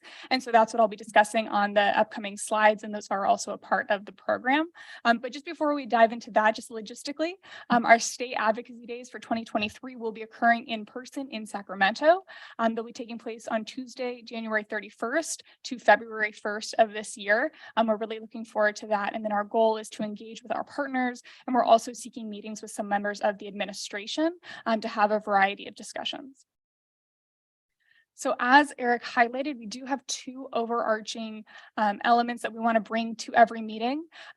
Please know you will be delivered with a memorandum on all of these issues later this week. The memorandum will have an overview narrative of each issue, as well as provided speaking points for our board members and a little bit of strategic engagement suggestions for each elected official that we're going to be meeting with.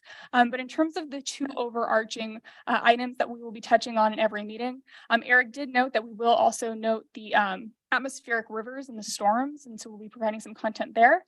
And then the 2 we prepared, the first one is the Park District's 2023 sponsored legislation that our board approved to support at this meeting. That's on raising the administrative limit of independent special park districts, so Public Resource Code 5500 agencies like the East Bay Regional Park District, who have a population of over 200,000 to the same administrative limit as counties with a population of over 200,000. So it's essentially, should we have been a dependent park district, we would have had that administrative limit. So that's the ask. It's really sort of a copy and paste of government code.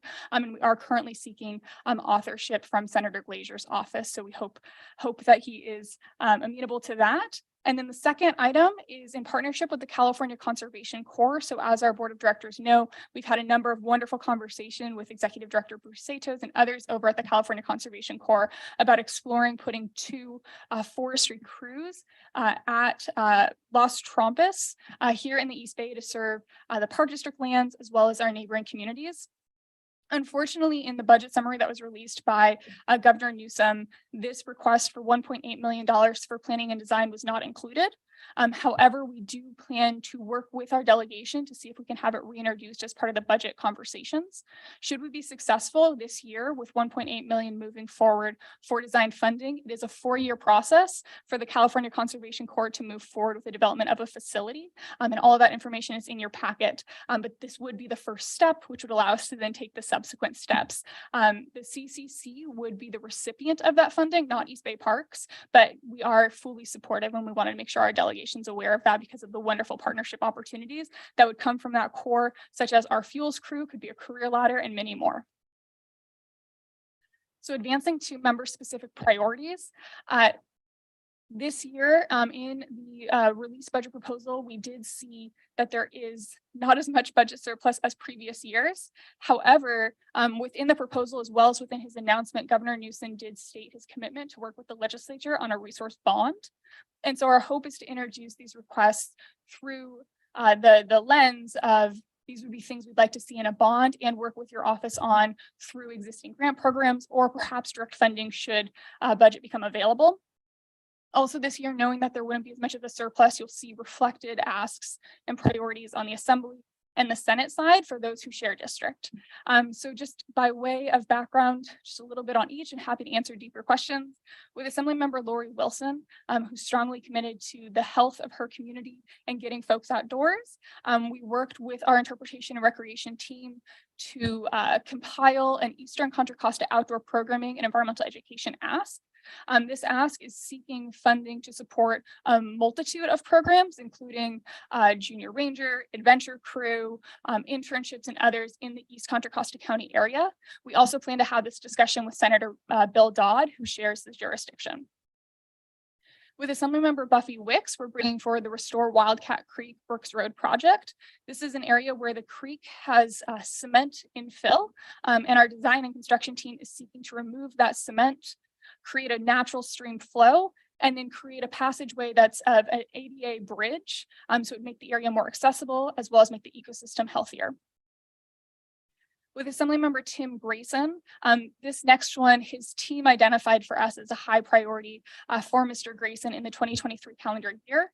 He's seeking to partner with the Park District in advancing the Marsh Creek Trail to provide access to the Marsh Creek area for the Brentwood community in the greater region. So we are asking for 1.5 million to move forward planning and design for the Marsh Creek Trail, including funding for tribal consultations for that trail area. Our request of Assemblymember Bonta, which you'll also see reflected for Senator Skinner, is one the board is very familiar with. It's our Tidewater Access and Improvement Project. So this is a project at Martin Luther King Jr. Regional Shoreline, where we're seeking to put expanded community facilities to bring accessible recreation, picnic areas, others to that park site. And so we'll be requesting $5 million for the Tidewater Access and Improvement Project facilities. With Assemblymember Liz Ortega, this is a project that I believe the Park District has been working on since I was an intern here. It's been slowly developing, building up the infill on the park. And so we're excited to see it moving forward, the Oyster Bay Public Access and Improvement Project. Essentially, this project is a staging area to provide new access to the Oyster Bay Park site. And then last on this list is the Crandall Creek Bridge at Coyote Hills Regional Park. So as the board knows, the Coyote Hills Restoration and Access Program or project, which is our climate friendly project, is moving forward. However, because of funding, we were unable to advance this bridge as part of that project package. However, it is an opportunity for Assemblymember Alex Lee, should we be successful with funding, to bring in a bridge over the Crandall Creek, which is a natural restoration area. And it would be essentially the last funding into that project. And should we be successful with this funding, the bridge could be developed at the same timeline of the project and be a part of the ribbon cutting celebration. So the project can move forward without the bridge. However, it would really enhance the project and keep folks from following desired trails through wetland areas. So as I noted, a lot of these are reflected here. So Senator Bill Dodd, we're complementing the ask of Assemblymember Wilson on outdoor education programming, supplies, and materials. You'll see with Senator Skinner, the Tidewater. For Senator Wahab, also that Crandall Creek at Coyote Hills. But a couple variations with Senator Tantamales Eggman. We are requesting her partnership in advancing funding for access enhancements of open space, a statewide grant program. Specifically, we're looking at getting at maintenance of our park facilities that have been aging, that need expanded access support, and leveraging that opportunity of bond discussions to request funding for park and trail access, for which the Park District would be eligible for. So we're going in for $100 million, and we've received support letters from our partners at Mid-Peninsula Open Space and others for this ask. And then with Senator Steve Blazier, through redistricting, he expanded into Martinez. And so we'll be presenting him the 0.5 mile Martinez Bay Bay Trail expansion project at Barry Essel Street. And we're hopeful that we should be successful with moving this forward. And this would be the last funding into that project if we were successful. So with that, that is our overview of our legislative program and our state advocacy days. And we are requesting a motion from the board in approval of the 2023 legislative program. Thank you. Thank you, Lisa and Eric. Any questions or comments? Member Rosario. Yeah, no questions, but this is a tremendous amount of work. It's almost like a master plan for the legislative department, and I really appreciate it, and especially gives us a really heads up for those of us that are going to Sacramento and DC, and how it's all laid out for us, and I can recognize this tremendous amount of work, and it's really appreciated. I think this is the best document that I've seen in amongst. I mean, we've been doing such a great work. It's hard to say, but this is really up there as far as documentation and setting goals. So thank you so much to all you and your staff. Wonderful. Member Corbett. Thank you very much. I have a lot to say, but I probably won't talk about all of it tonight or this afternoon, but appreciate these lists. I was just wondering, well, first of all, this is impressive because in past years since I started, we didn't have these lists in advance to, working towards. So this is a great, sorry, this is a great change over the past years. I remember some of the early discussions we had with members when we were visiting them. We didn't have lists like this. So this is really quite impressive. So thanks for that. And I was just wondering, do you ever have discussions with the individual board members here in advance to suggest items that they'd like to look at as well, or share some of these with them? Or you just drop them off to us sometimes? I mean, I just wonder, do you do that? Because I think you would probably hear from us on some items that we would be interested in addition to what you find here. Absolutely. We always value board input on our items. Okay. This program was developed thanks to board input. So he sat down for over an hour for us to bring the program together, and we really appreciate the time that was spent there. You want to add in terms of? We're we're very open to input, and I know each of you have particular issues that you'd like us to focus on, so we'd be happy to entertain that and try to work that into the program. I'm pretty confident the Marsh Creek Trail would probably not be advancing as quickly as it might be if Director Coffey hadn't expressed interest in that. So if there are items that maybe we can meet offline, but we'd be happy to accommodate and include in the program. Well, thank you. I would just assume that as the elected officials, that we would have lists of things we'd be interested in bringing to your attention, as well as items you have come up. But I think what we have to say is pretty important as well. So hopefully we can have some opportunity for programming that way as well. So thank you, but this is really obviously in advance in past years as to what sort of things we were looking at.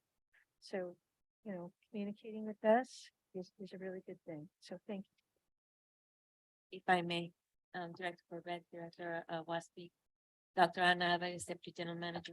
I think it will also be important, Director Corbett, to know that the legislative program is developed in partnership with the board of directors that participate in the board legislative committee. So a lot of the work and a lot of discussions are being had at the board committee level throughout the year. So there's that element as well that's folded into the overall development. But we're listening to the items that you're raising forward, and we will continue because it's that ongoing body of work. And every day it's an opportunity. So every day we'll have an opportunity to continue discussing. Great.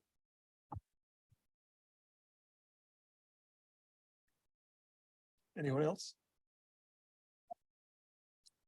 Director? I would also like to thank you for this work. A lot of detail, a lot of effort's gone into this, and it's just extremely helpful. And I certainly feel well prepared going into this year with this plan in hand. I think just to sort of add on to what Director Corbett was saying, I think where, at least for me, where it would be helpful to have additional input. Certainly, we've talked a lot about our general goals and what we want to do, and the broad issues that we want to push forward, and that's all very well reflected here. I think it might be helpful to have specific director input into what the ask will be, what the member ask will be. And I could be wrong, but I don't remember that conversation in that detail. So I think that might be a little bit helpful going forward. But thank you. It's a lot of work, and I certainly enjoyed working with all of you on the legislative committee last year.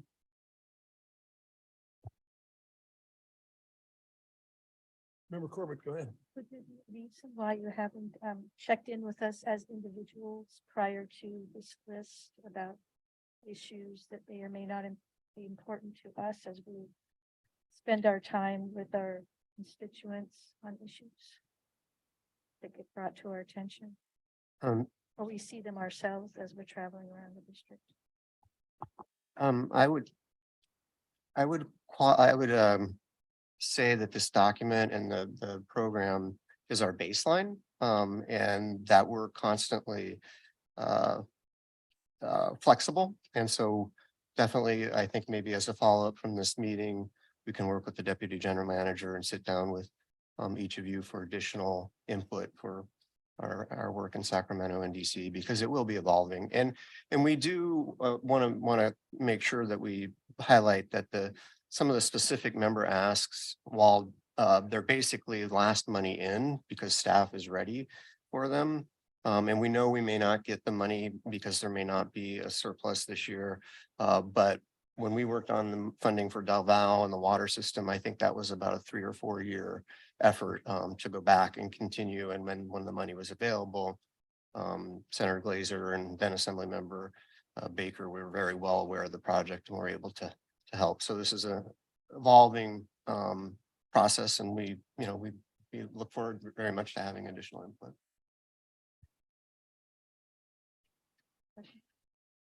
Go ahead, member Carter. What do you believe is the most important role of the elected board members in this project that you put forward with us every year? I'm not sure if I got the question, the role of the elected board members. Right, so we, a year and a half ago, we worked with the general manager and met with each board member to develop the overall program. And we brought it before the board at least once, maybe twice. And we continue to work with you all and be happy to have additional, as I mentioned earlier, we could have additional conversations after this meeting for specific interests. So in the future, you can contact us in advance, sometimes to determine what issues are that we're looking at as well. I apologize, I'm not tracking the Have a regular, question. discussion. Yes, we will make it a part of the annual work plan to work with the general manager and the board in the development of this document. We, as Deputy General Manager Alvarez noted, we did bring this before and worked with legislative committee on the development. And then just by way of context on the projects, they were identified through the budget document and those of the capital that did well in the capital improvement program matrix. And so through different board review documents, we were able to identify those asks, but we will definitely, it never hurts to have one more touch point in the process. We'd be happy to integrate that in this year. Looking forward to 2024. But for 2023, we'd also be happy to do sit downs as we move forward this legislative session. Okay, thank you. Member Coffee. What I see in here that's really impressive is a accumulation of what you get from us. In other words, we had the board priorities workshop that resulted, after a couple of meetings and feedback from staff, we did establish our individual priorities, and we got feedback from staff on what of those priorities are likely to happen and what were likely not to happen. And I see some of, as Eric mentioned, Marsh Creek Trail is one of my priorities, and it showed up as one in which staff thought was viable. And that was the result of our workshops. I also had a one-on-one with both of you out at Temescal, a couple months ago, that couple hours. And I again went through these priorities and what you folks were seeing coming out of Sacramento. And what I appreciate is however much I might have stressed Marsh Creek Trail as potential ask, that's meaningless if you don't have a legislator who's going to be interested in it. And so in this case, we have a legislator who's brand new to East County and wants to have an impact in East County, Tim Grayson, and it makes sense that Marsh Creek Trail becomes something we seek from him as an ask because it's consistent with his interest in having a presence in Brentwood. So I see how it evolves, and there's a lot of nuance to it, and a lot of it reflects what we prioritize. It reflects what the legislature is prioritizing, what the governor is prioritizing, what the legislature's budget is prioritizing, and what you folks, using your judgment, think is most likely to succeed if we submit it to our assembly members or Senate members for asks. So it's a combination of all of that, and there's a lot of nuance to it, and I really appreciate the work you put into it. Anyone else? John? And I'll echo, I thank you very much for this really comprehensive list here. I want to focus on one of the, you have those categories there, the climate friendly transportation category. And right at the top of that, which is in my mind where it should be, the need for maintenance funding as a focus. And I've been advocating for that for at least 20 years. Even when I was on this California Recreational Trails Committee. Of course, it just went into the ether and just evaporated. It had no substance. But now with the district taking this on, I think that's really important, because I think not just for this agency, but for many agencies or all agencies, they're reluctant to build facilities that they don't have any money to maintain. And, we all hate them for doing that, but that's like, that's the grown-up talking to you saying, no, you can't have that because we can't take care of it. So I think that's really an important thing to go after. I think it's been, and I think not only will it make agencies more interested in building paved trails, but also raise the quality of the level of maintenance, the PCI, would improve. The other one thing on there talks about natural surface trails. And I was just thinking about that, as I sometimes do, that they're really taking a beating right now with these storms. Last year we had a big storm in October. It was just 1 or 2 storms, and it just eroded some of those trails. So I'm happy to see that included. And I think, a comprehensive regrading of some of these fire roads so that they drain out instead of channeling into the middle. That would cost money to do, but it'd be a great investment for the future for sustainability of them. So I'm really excited to see those in there, and I really support that.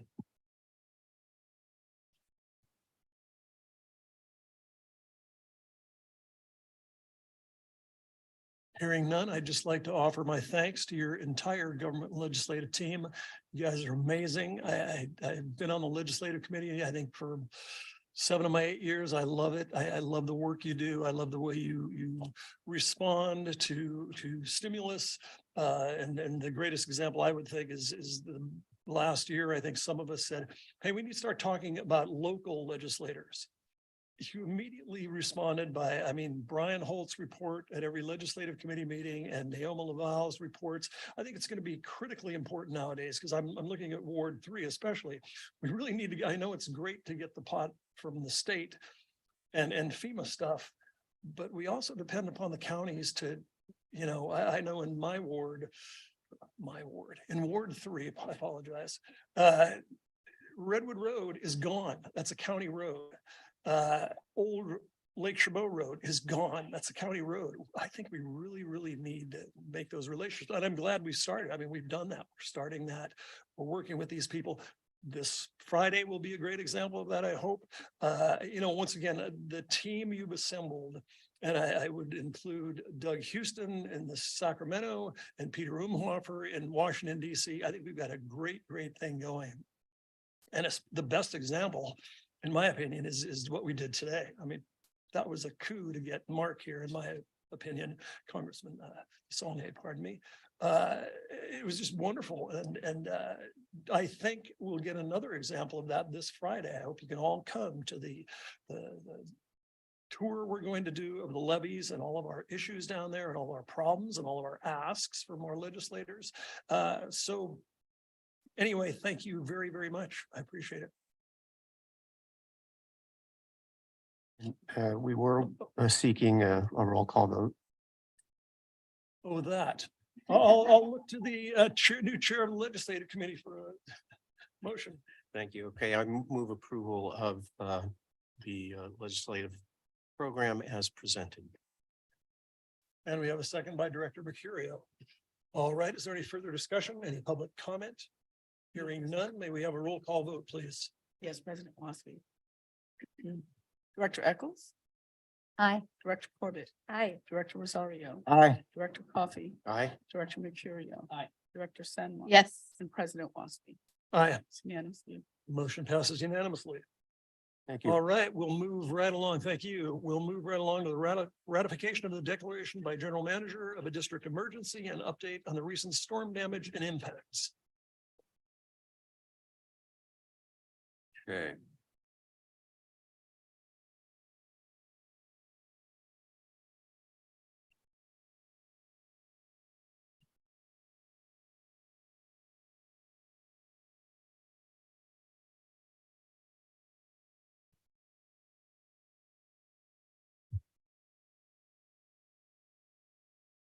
Fingers, there it is. Okay. All right. Good afternoon, President Wasby, members of the board, Jim O'Connor, Deputy General Manager. I want to say welcome to Director San Juan, Director Mercurio. They're working with you on the PAC. It's really great to see you sitting up there on the board. So welcome. Been a great afternoon. The sun is shining. We had all that great positivity early in the meeting, and now I get to bring us all back to reality. How much? And I'll be talking a little bit about the ever evolving disaster we call winter of 2023. So I'll dive right into this. And the one thing I just want to say right at the very beginning is I really want to give a shout out to our district staff. It's been a rough 2 weeks. Trying to keep parks open, to give information into our emergency operations center, which has been activated since New Year's weekend. It's been a rough time trying to keep things going and trying to provide some access to people. So I just want to shout out to all of them, public safety operations, ASD. It's been an all hands approach here. And it's unfortunate, but when we have things like this, whether it's flooding at Del Val, it really brings out the best of the park district. District staff just pulled together, they put whatever issues they have aside, and they just pull together, and it's really incredible to see. And unfortunately, this is my third flood of Del Val, but we're getting pretty good at it. So anyway, I'm going to move on. Let me kind of go over the timeline that we've been dealing with here. Right from the get-go, I want to say this has been unprecedented in my 40 years working in parks to see something like we've seen in the last 2 weeks. 2017, we thought that was amazing how much rainfall we got there. But I don't know if anybody saw the radar picture about in the middle of this. We had an atmospheric river that stretched from China to California. And basically, we've broken that down into 4 storm events. The first one being New Year's Eve weekend. And then shortly after that, on Wednesday, Thursday, the 4th and 5th was the second event. Prior to that event, we did activate, and I have to give credit to Dr. Alvarez. She was the acting GM over the New Year's weekend, and she had the presence of mind. And our fire chief, Tylee, there she is back there. They pulled together a kind of a pre-EOC activation and started talking because we were getting word from DWR that Del Val was looking to flood. And all of us that were sitting at home watching that rain, I wasn't surprised, but thank you, Dr. Alvarez, for pulling everybody together. So on the Tuesday after New Year's, we activated our EOC, and that's been operating ever since. So the GM returned on that Tuesday, the 3rd. We were looking at the reports there, and we made a decision because of the severity of the prior storm over New Year's and the expectation of the second atmospheric river to fully close our parks just based on what was evolving out there in parks and the potential after many years of drought having this much water. It was a good decision to close parks based on what was happening out there. So we closed those parks on Friday the 6th. We made a decision to partially reopen because as the GM tells us, people were calling here. They were angry that our parks were closed. They love us. That's a great thing. But we were trying to find a balance between providing people's recreational access and providing for public safety. So at that point, we decided to open the shoreline parks and our regional trails so people could get their exercise and get some access to parks. So we opened, partially open and remained closed that weekend. The next storm system was that Monday, Tuesday, the 9th and 10th. We made it through that. And Del Val, I just forgot about Del Val. I don't know how I forgot about that. During the first storm over Nears, it got to elevation 711. We consider flooding anything that's above 705, and our normal operating level for Lake Del Val is 703 elevation feet. So we got to 711. I have some pictures. I'll be showing you that. Over the second storm, we got to, or the third storm, we got to elevation 718. That's really pushing our visitor center. The base of our visitor center is at 720. This past weekend, again, it was a little bit more spread out of a storm, but a lot of water, as all of you know. And we've been working, our staffs and meeting regularly with Department of Water Resources, California Department of Water Resources, managing the Del Val releases and trying to keep that lake elevation down. Unfortunately, what's happening is that both Calaveras and San Antonio reservoirs topped out and we're spilling over. So there's very little then what can happen. The only controls we have for impacts down in Niles on Alameda Creek is to retain water in Del Val. So they were trying to do a real balance of releases when they could, when the water level in Niles was reasonable. But unfortunately, this weekend we did get up to 720, just over 720. 721.1 feet, which was in, and I'll show you some pictures in it, just about reached our visitor center. With that, I don't know if the chief wants to say anything about weather-wise. She's been our point person on weather.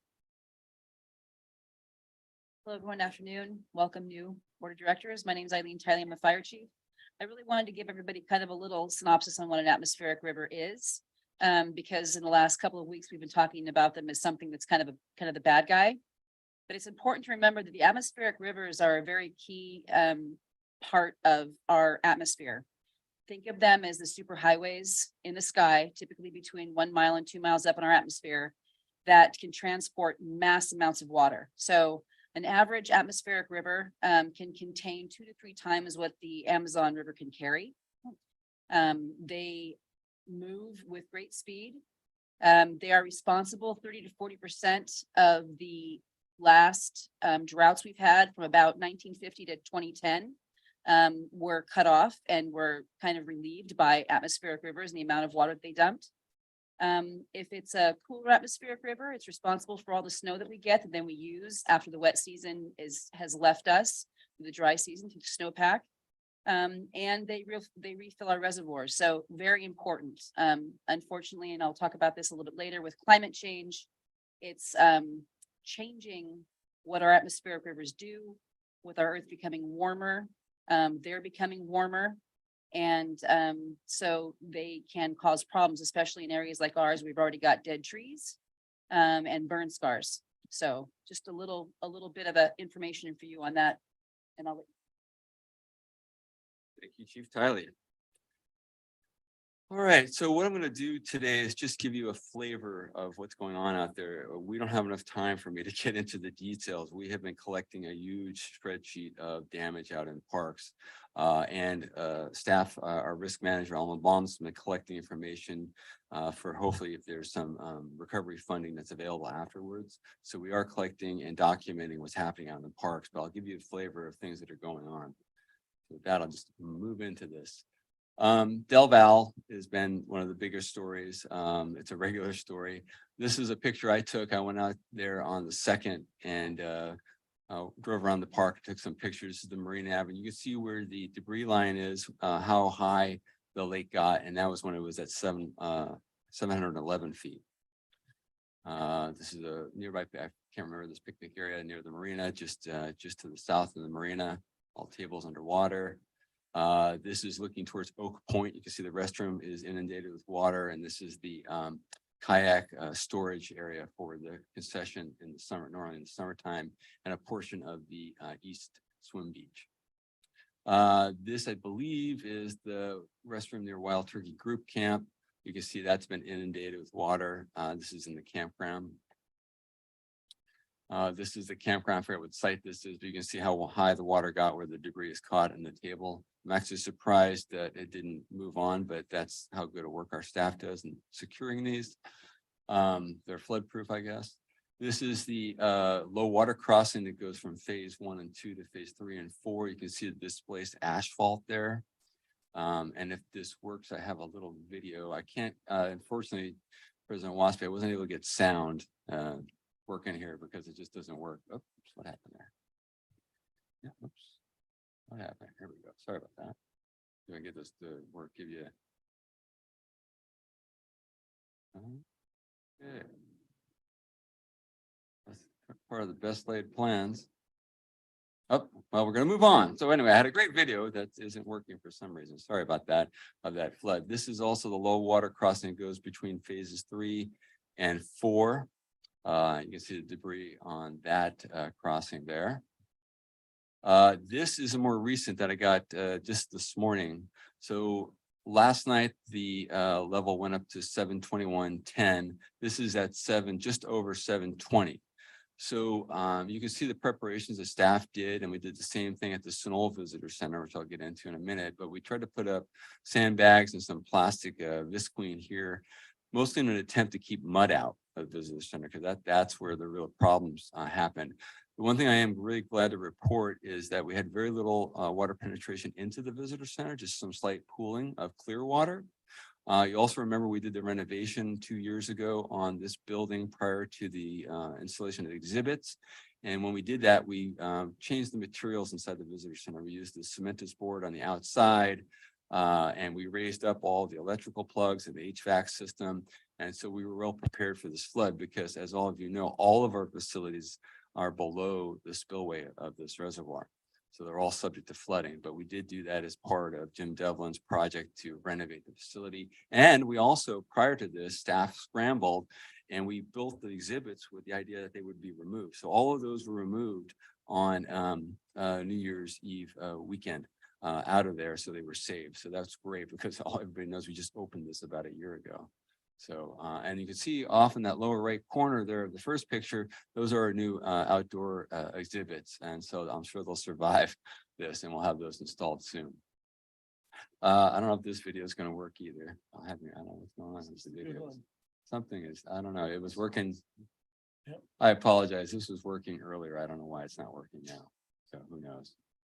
Anyway, it was working earlier. This is the dock at Don Castro, and there happened to be a gentleman that went out to look at this, and he posted this on Twitter. And has everybody seen this one? Yeah. It's amazing. You know, it floats up and it hits the bridge really loudly, and then just down the spillway it goes. So, and he titled that "It's Gone," and he was right. So I apologize. I don't know why that's not working. Anybody? I don't know. I'm hitting the button. Everybody can see that. I don't know why it's not working. It worked just a little while ago.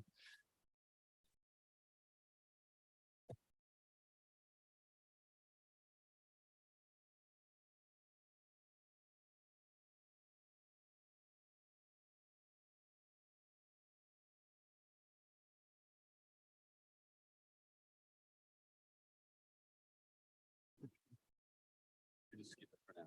We're going to be here a long time.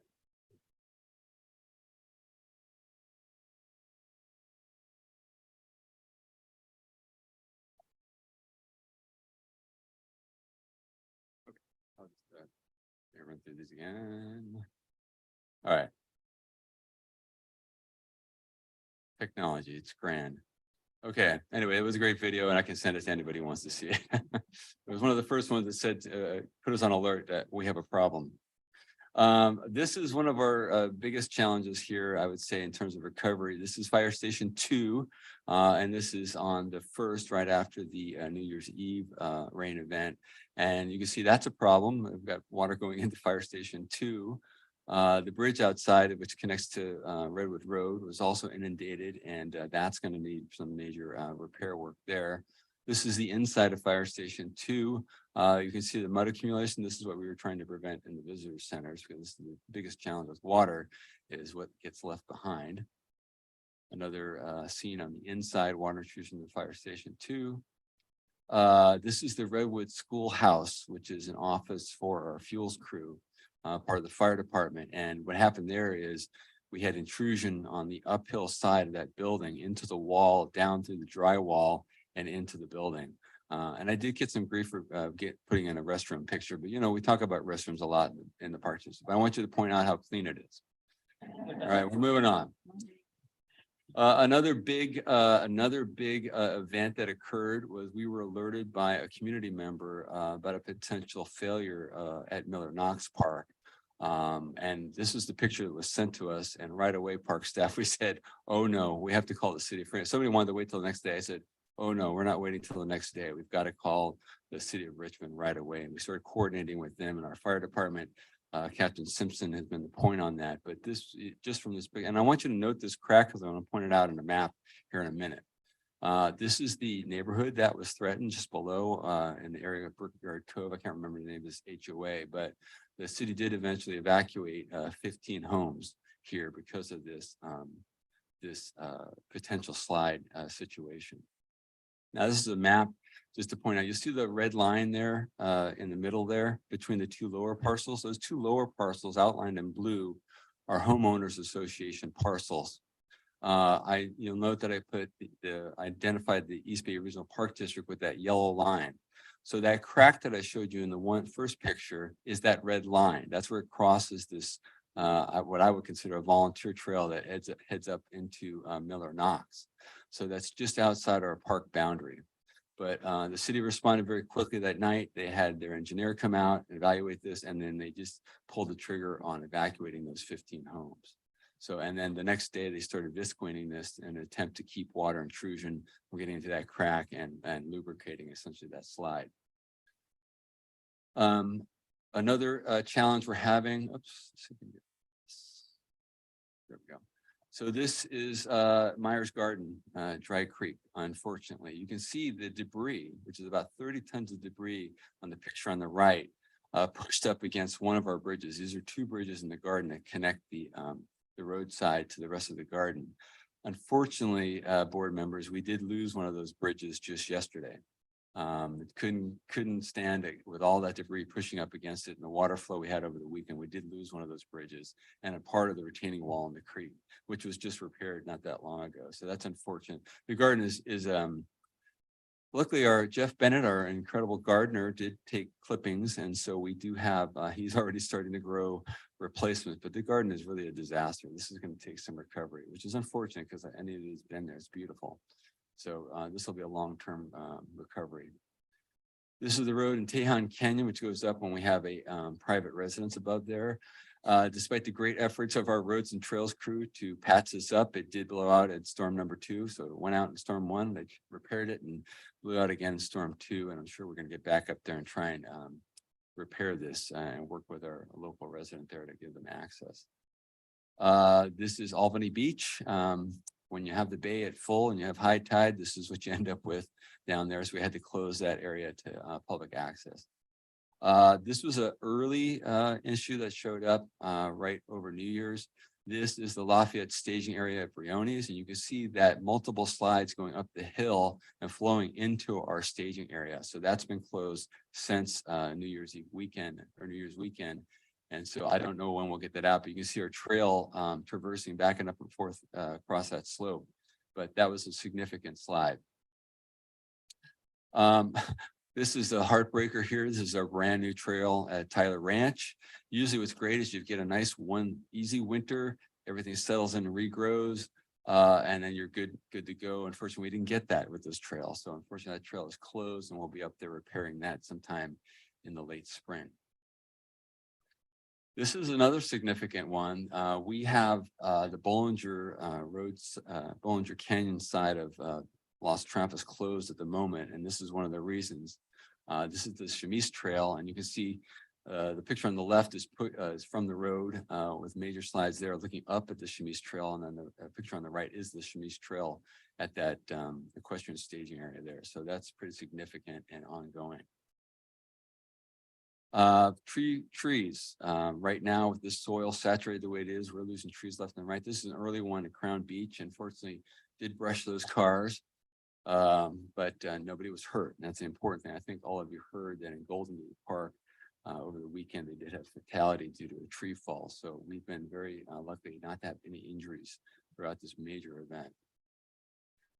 This is a frustrating one.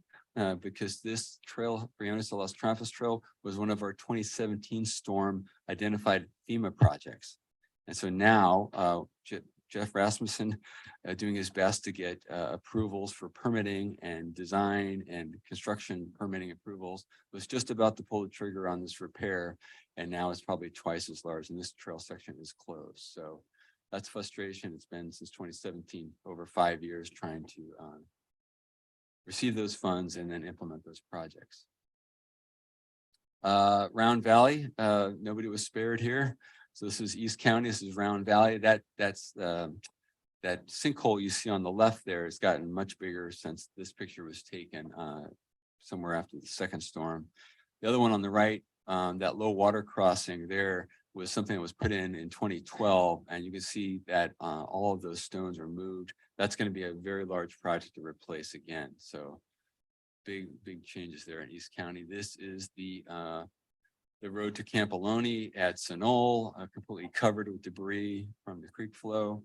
You can see what used to be a trail on the right side there is completely gone, and filling in that small bridge. I can't remember the trail name off the top of my head, but that'll be quite a repair also.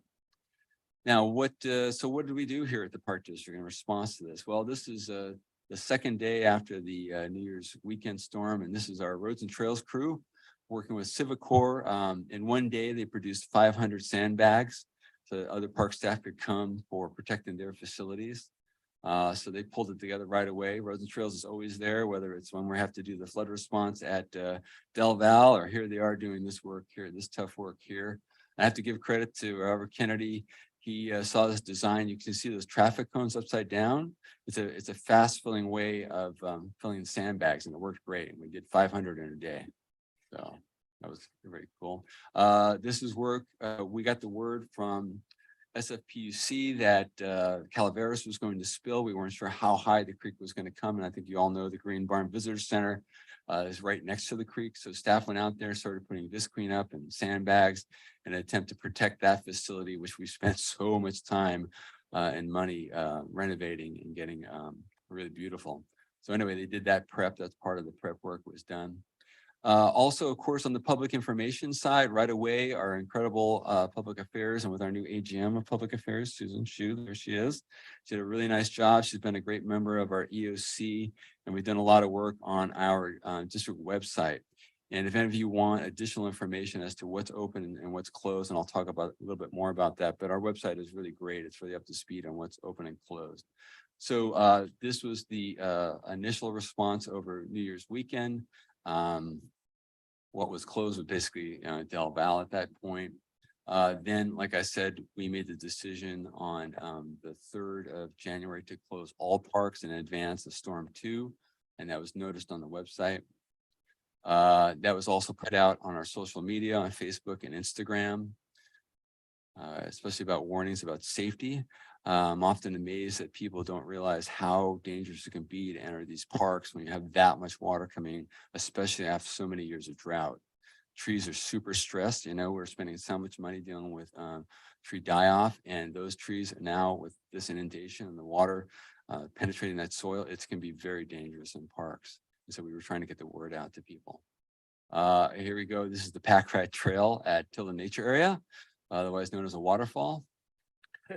You know, what's great is park staff have been working closely with public affairs to put some local pictures out there so people really know what's going on in their parks and hopefully discourage some of them from coming out in some of those areas. But not everybody listens to us. So at Los Trampas on January 7th, we got a call into our dispatch centers, and people were trapped in Los Trampas, having some difficulty. Our police department did a first initial attempt to get out there. You can see the utility vehicle is stuck in the mud there, trying to get up to Rocky Ridge. They did their best effort. We ended up having to call the CHP. And I believe that those folks did get a citation. Yes, because they entered a closed park. And what is really important is that to members of the public that are listening to this meeting is that even if you decide you want to take the chance on your own, what happens is when you get into trouble, two things that happen. One is our response is super delayed to get to you because of the conditions. And you're putting our public safety personnel and our park personnel in danger because they now have to come out into these dangerous conditions to rescue you. So I want to state that out there because please stay out of closed areas. Super important. When we close an area, it's dangerous, and we're giving you fair warning that we need you to stay out of there. So anyway, we're moving on. Then we did a partial reopening after Storm 2, trying to give people access, and we opened as much as we could, mostly around the shoreline parks. I'm going to keep moving here. Chief Tiley did a reach out to the public using our social media, did a video for people trying to really home in on this safety message to the public about what was going on in parks, and that we really wanted them to stay safe and please stay out of closed parks.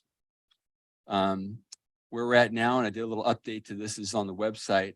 Tilden Nature did reopen. We originally had it closed because we didn't have staff there to do some tree work, but we did get a tree contract and reopened that. So Anthony Chabot, Del Val, Sonol Wilderness, and Ohlone Wilderness are parks that are completely closed at this point, mostly because of access issues. Black Diamond is closed on and off almost daily. They have a landslide on the entrance road on Summersville Road, and staff cleaning it, do their best to clear it up, but it's been almost every day they've had a landslide on that road. The Lafayette staging area already talked about. Coyote Hills, we originally opened for foot traffic in the main entrance on Patterson Road, but now that road is flooded, so access is really limited now to Dumbarton, Quarry Campground, and the Alameda Creek Trail entrances, so people to walk in, but we really don't want people trying to walk through the main road. We talked about the garden, Lake Chabot, West Shore Trail is closed. Redwood Canyon Golf Course still remains closed. Los Travis Bollinger Canyon Roadside, Morgan Territory main entrance is closed. You can still access from Round Valley if you're hiking. Reinhardt Redwood main park area is closed, but hopefully it sounds like Director Rosario said they're working away on Redwood Road, getting the counties trying to get that reopened. And then most of the regional trails are open, and we really encourage people to use those trails. They're paved. And they're a good source of recreation when it's raining. So if you want any more details, like I said, the website has all those details, including specific trail closures, park by park. They're doing a great job on that.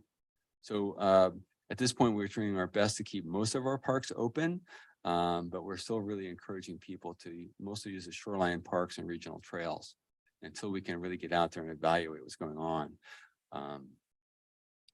So what's our current priority? Is safety. The rain has stopped, but the parks are still experiencing landslides and tree failures daily. This is still happening. I was listening to, I don't know what the gentleman's name was, but he's some expert in landslides. They were talking about the Berkeley landslide.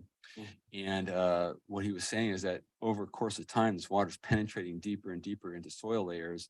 And so you still will, even after the rain's stopping, the sun's out, we're still going to start to experience landslides as water continues to penetrate deeper into the earth. We're asking the public to respect park and trail closures. They're there for a reason. Never enter areas of flooding or high flowing water ever. After storms, water may be contaminated. That's another thing I heard yesterday, that a lot of people were out paddleboarding and windsurfing out there at Crown, and we wouldn't recommend that. You know, there's a lot of sewage leaks going on, septic systems are overflowing, and then just all of the accumulation during a drought of all the debris and everything that's out there up in these upper water courses now is flowing into the bay, down these creeks and into the bay. And we do water testing, but we do it about monthly now. And we are going to talk to staff about doing some water testing at Crown Beach especially. So anyway, we just would recommend immediately after storms, it's not just the greatest time to be in the water. So what are we looking at, board members? I'm sure all of you are thinking, what is this going to cost us? Alma Balms has worked with Jeff Rasmussen and staff to do some preliminary costs. And I have to give Alma and Captain Elzy some credit. They've both been functioning as our liaisons with the two counties in terms of their EOCs. And one of the things the two counties have been working with us on is trying to put together some cost estimations for potential FEMA or state emergency funding that'll help us with recovery costs. So they've been putting together, based on the reports that are coming in from park staff, what might this cost the district. This is very preliminary, just based on what we saw and some of the numbers we have in the 2017 storm event. So we're looking at just under $9 million. That's just really preliminary. That didn't even include what happened this weekend. So just to give you some comparison, this is the 2017 storm damage cost. So this is just under 13 million. I'm guessing we might get close to that or maybe exceed that. Yeah, I'm looking at the GM. She's going, yeah, I think we're going to exceed that because it's just what we're seeing thus far is it's much more extensive than it was in 2017. And unfortunately, winter's not over yet. So it's great for our reservoirs, great for all the trees, but it's going to be a challenge for us. And Del Valle, just to give you an example, was $636,000 to recover from the 2017 flood event. Any other messages, Chief? Anything like that? Come on. Me again, Eileen Tiley, Fire Chief. So a lot of people have been asking me, why are we closing the parks now? What's the difference between an atmospheric river and just a regular storm? There's a big difference, and it's the sheer amount of water and the unstable air aloft that comes with it. And so you get a lot of wind, a lot of thunderstorms, a lot of cells. It is different than just a regular winter storm. And the park district has been slowly making that change. Public safety has always been one of the highest priorities of the park district for those who visit our parks as well as for our park staff. We've seen over the last several years closing the parks during fire season because we've had extreme fire weather where we knew that if we had a fire in one of the parks, it was going to be very difficult to get in and remove people quickly when the fire weather was at its most volatile. Well, now we're seeing the effects in the wintertime, and it's predicted by a lot of meteorologists and people that are focused completely and totally on climate change, that we're going to begin to see more of this, that we're going to get more atmospheric rivers. We had incidentally 9 that hit Central California. 4 storms maybe that were focused primarily on us, but 9 total. That's a lot of water. They have been comparing this to 1862 and the flood that took out hundreds of people, hundreds of lives, and covered 60 square miles of the Central Valley and put it underwater. So we do have one more slight storm that's coming on Wednesday, not predicted to be a big deal until you compound the fact that we still haven't gotten into all of our facilities and down all of our trails to even begin to assess the damage. That was purposeful. We have kept staff safe by keeping them kind of pulled back and not forcing them to go out on those roads and areas that are not safe and are not stable due to full saturation. One of the things DGM O'Connor was talking about, it's actually called percolation, soil percolation. And it's a kind of funky thing that happens as the water tends to settle down in. But then when we get a day like this where the sun comes out, it causes a lot of these grasses and forbs to start to burst because now they're getting the sunlight they need and they want to start to grow. And so the plants, both dead and alive, are interacting with the moisture in the soil quite differently. So we're not out of the woods yet. We may still not be getting a lot of water from the sky, but the repercussions of our lands that we manage, and Lisa Borgen one time made a great kind of an analogy to help, not an analogy, it's just actually a statement that says these are managed lands that we are in charge of, right? They're not natural forests where nobody goes, that are left kind of untamed. We manage them for fuels reduction work, for fire. We manage them for slides. We manage them for a lot of different things. And these lands have been greatly affected. So until we can get in there and really figure out to what extent we have damage, we're being very conservative as we move forward, both for the public safety and for the safety of our park staff. Thank you, Chief. With that, I've got Lisa Gorgeous here, Chief Tiley is here. I've got Captain Lau here. We've got a whole army of folks here. If any of you have questions, the last picture you see is our Nunn property out in Delta Access. I have to give Carlos Laramaster and his staff a lot of credit. They did their best to try and keep water moving out of our property, but over this weekend, it was too much. And they worked with the flood control staff to try and patch up some of these breaches in the levee, but it's just impossible. As soon as they patched one, another one started failing. It was like whack-a-mole, they called it.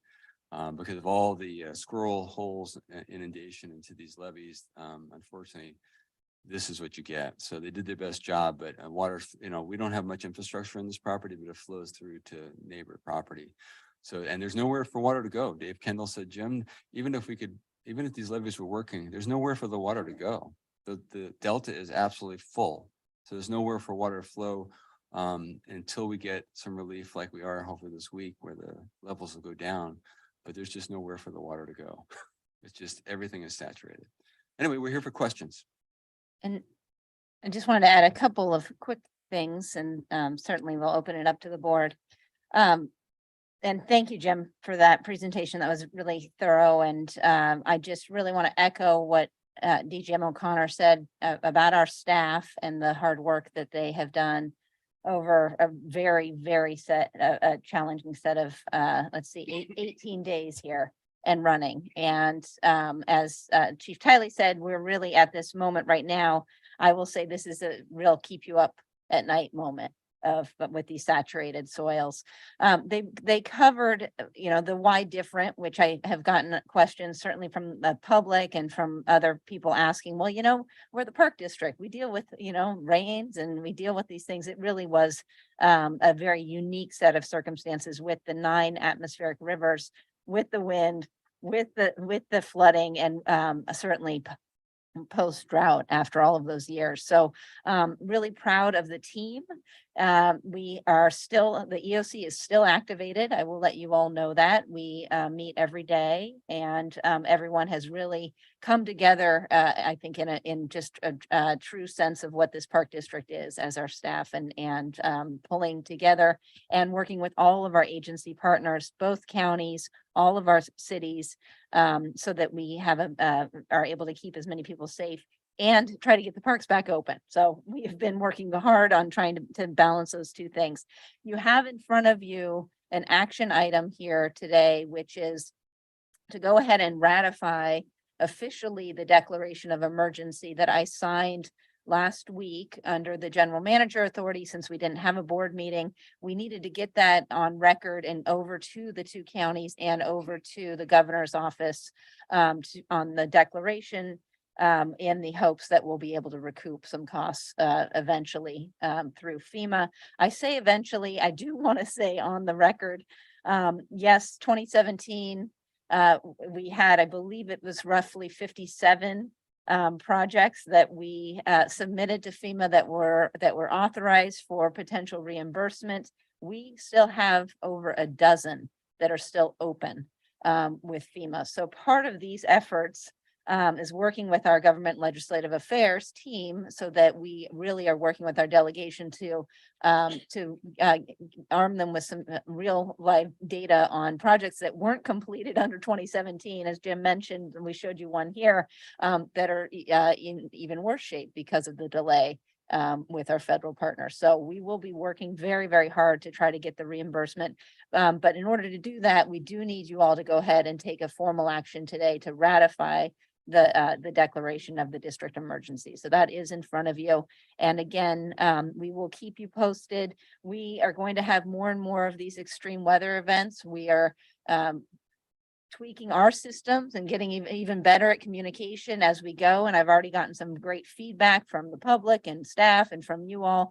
So certainly, suggestions that you have about just the reporting out and things that you'd like to see in the future, let me know, because this is a work in progress as we keep learning and refining all of our emergency response. And lastly, as both Jim and Eileen mentioned, we have not completed our full assessments of these parks. So we were kind of somewhat joking that $9 million figure might exceed 2017, it absolutely will exceed the 2017 number. And so we will keep you posted certainly as we get our eyeballs finally on some of these parks. It's gonna take a while. So thank you to staff and thank you to the board for all your support.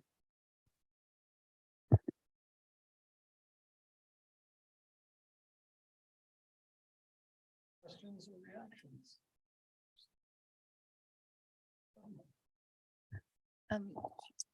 So clearly we have a lot that we might need to figure out, and I know, I'm very familiar with thinking about the changes in weather, having served on a water agency board that manages both water supply and flood control, so at both extremes.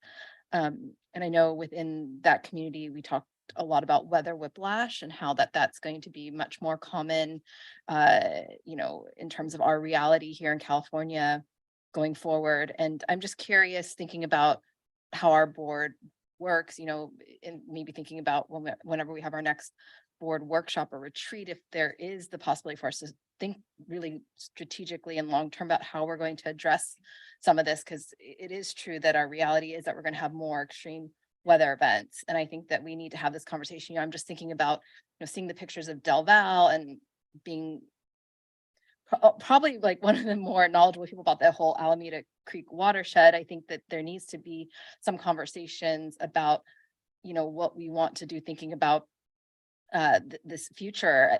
And there was a comment already made that, we're not even out of the rainy season. There's the possibility that we could get more storms in 2023. So this, while in the near term, we have a break, it's not necessarily over for this winter season. And so I believe we may want to consider adding this to our agenda whenever we have our next board retreat.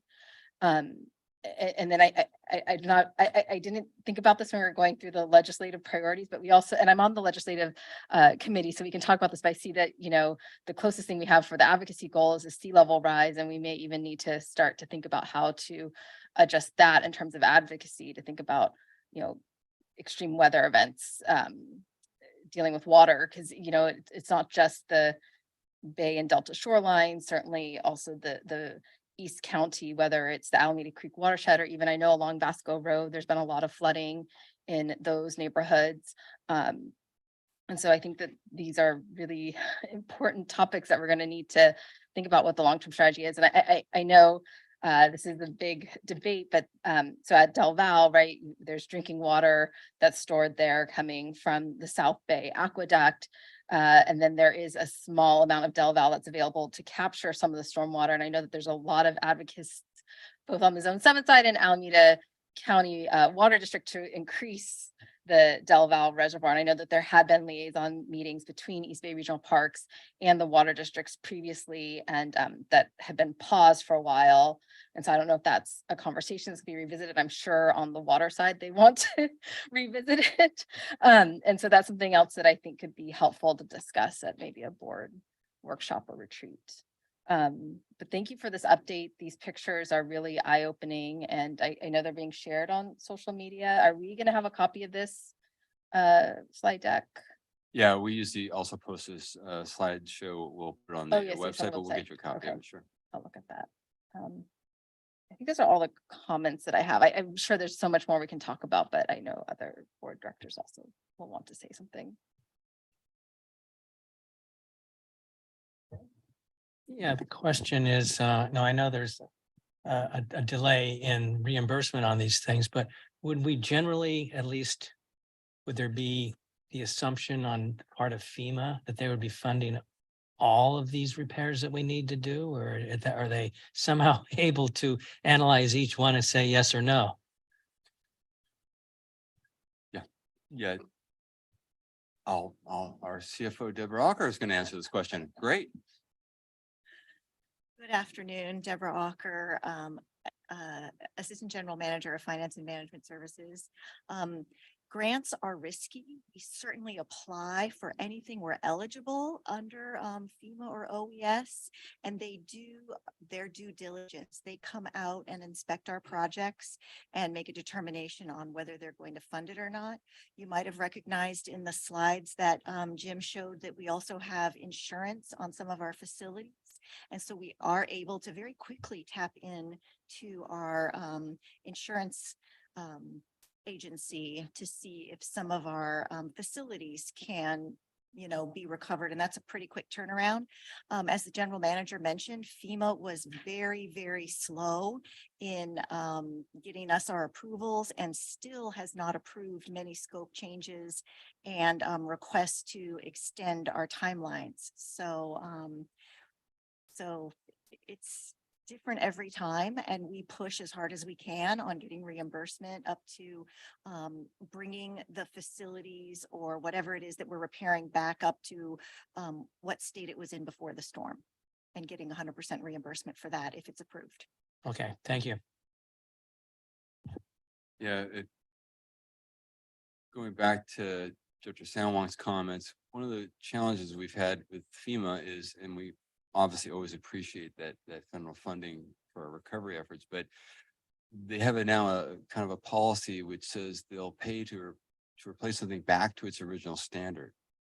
But when we look into the future, you know, a lot of these culverts we're dealing with have to be upsized. And that's a big problem, is that they will only fund and only allow you to move forward back to original condition. But in some cases, if we look forward in time, you know, it really makes sense to do some improvements. And it seems like we used to be able to match. They would give us what they would say, okay, this is what it would take this is the amount of funding it would take to return it to its normal state. And we would get funding, and then we could actually contribute to upgrade something to make it, to armor it, to make it sturdier. And I don't know where that changed, somewhere along the line, but I don't know if that's a legislative issue we can address, but that's a problem where we don't have the opportunity to upgrade facilities as we're taking all this effort to get permits, to design, the construction costs. It'd be so much nicer if we could actually look into the future and repair that up to a higher standard so it can withstand the next storm. And we're not looking for funds for that next storm. So, well, one thing I just wanted to mention to the board, there has to be a silver lining somewhere, right? So we actually are drawing water out of the arroyo and into Shadow Cliffs. So if there's any silver lining out of all of this, we're trying to retain some of that water and use it for good things. So anyway, I just wanted to mention that.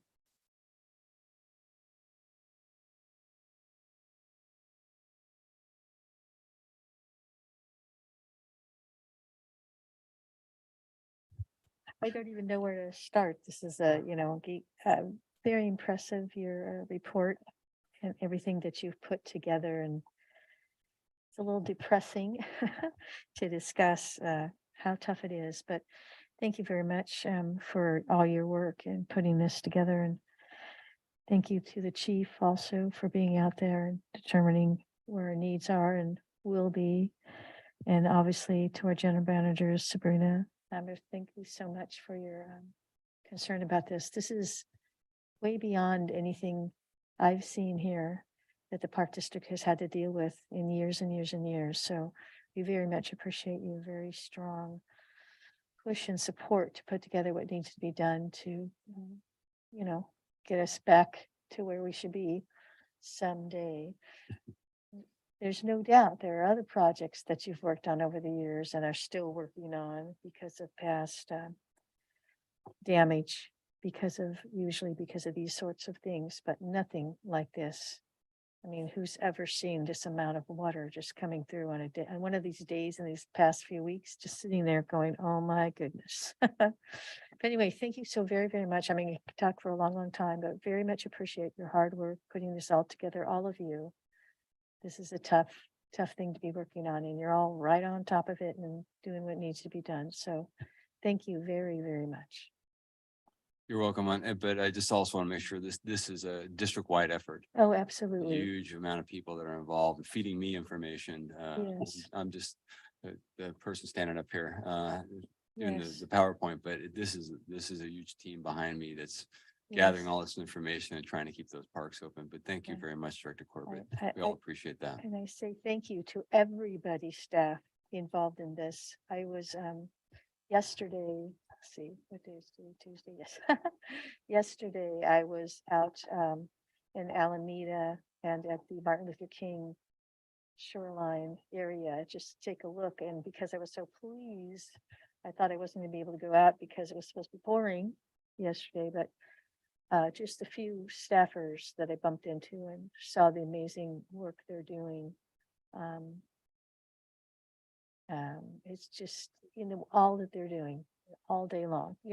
Some people are complaining because some parks aren't open, but they have to really understand that the reason they might not be open is because other staffers are out doing what needs to be done to protect our park districts and keep people safe as well. Remind people that there's certain areas that they shouldn't be moving around because they could be hurt because of what's going on. But it's just impressive what you're all doing. It really is. So thank you so very much. Thank you.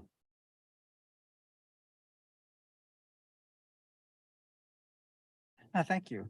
Yeah, thank you for the report. I think these disasters are always an incredible, not an assessment of what we have to do, but what we can do and what we should do. And your point about not being able to upgrade is a huge point. And I think this gives us huge opportunity to really look at the trails that have failed and whether those trails should be there or if there's a better design. And I just, I'm going to point out a couple of successes. I've been hiking in Redwood Park, and I really want to give kudos to Bridget Calvi and her staff at Redwood. They've been working on the last couple of years, regrading the steepest trails in their park. So Stream Trail above Girls Camp, Prince Trail, Canyon, and the end of East Ridge that ends at Pinehurst. Those trails, they've done incredible work there with road dips and reverse grades. Those trails are intact. And I walked all those and they're incredible. And I told Bridget that the work that was done on these trails should be part of a master class on trail building and trail maintenance. And we should be taking advantage of that. And then the other project I looked at was McCosker, the creeks, at least the creek. It looks really, really good. The only weak point is which we've all predicted was the culvert that crosses the road. It's too small. But it accommodated all the water. The creek, all the work along creek banks looks incredible. There's so much water coming through. And the only damage is probably to the wing. So that culvert on the road, it goes way up high and starts to eat away at it. But yeah, let's celebrate our successes and use those successes. And I'm really excited about the work that Bridget and her crew did on those trails to mitigate all the water. I mean, tremendous amount of water, and those trails are good. And so congratulations to them. And we should also assess, our structures. Where do they belong there? I was a big advocate back in 2000 when the mud went up to the bottom of the windows at Station 2 to move that station out of the canyon. So I think we should look at that again. So because it cost a tremendous amount of money to rehab that station. This is the third time in my life, in my service with the Park District, that station's been inundated. And then also the culvert that crossed the bridge at Redwood, again, that culvert's too small. So yeah, let's also reassess not only the damage that we have to fix, but let's also reassess the facilities and trails that we have. Maybe they don't belong there. So thank you so much. And so much kudos to all the park rangers and the workers from Alameda County and Contra Costa County. They've been doing incredible work trying to get our parks open. So thank you. Yeah, it's a heartbreaker to have that giant slide on Redwood Road again. So our park's disconnected from Castro Valley again. It's I was trying to get some clips. KTVU had done a helicopter overflight and showed both Redwood County Golf Course, looks just like 2017, and then the giant slide on Redwood Road. But I don't have those skills to cut that out of there. So anyway, I'm sure all of you can see that somewhere. Yeah, well, Jim, thank you so much for the presentation. And I also want to just really thank all of the Park District staff for all of their hard work and dedication, and especially over this time period. I mean, it's, first of all, it started, during the holidays, kids still out of school, et cetera. And then, just relentless for 2.5 weeks, right? So it just the stamina and work that's been involved in this, I really appreciate it. And I also want to sort of add on to what Dee was saying about, looking ahead, because I think the Park District is already doing this, but this is just another area. And actually, our new director, Senron, says something similar about, really focusing more about the future in terms of our facilities and our paths and how we design the parks, because in addition to wildfire and sea level rise, this is another thing we're going to have to take into account as we move forward. So, but thank you for all of your work and everybody involved. And I know it was probably district wide, and probably everyone was involved in some kind of way in this. So Literally thank you. was almost everybody. I think it was probably everybody. Yeah.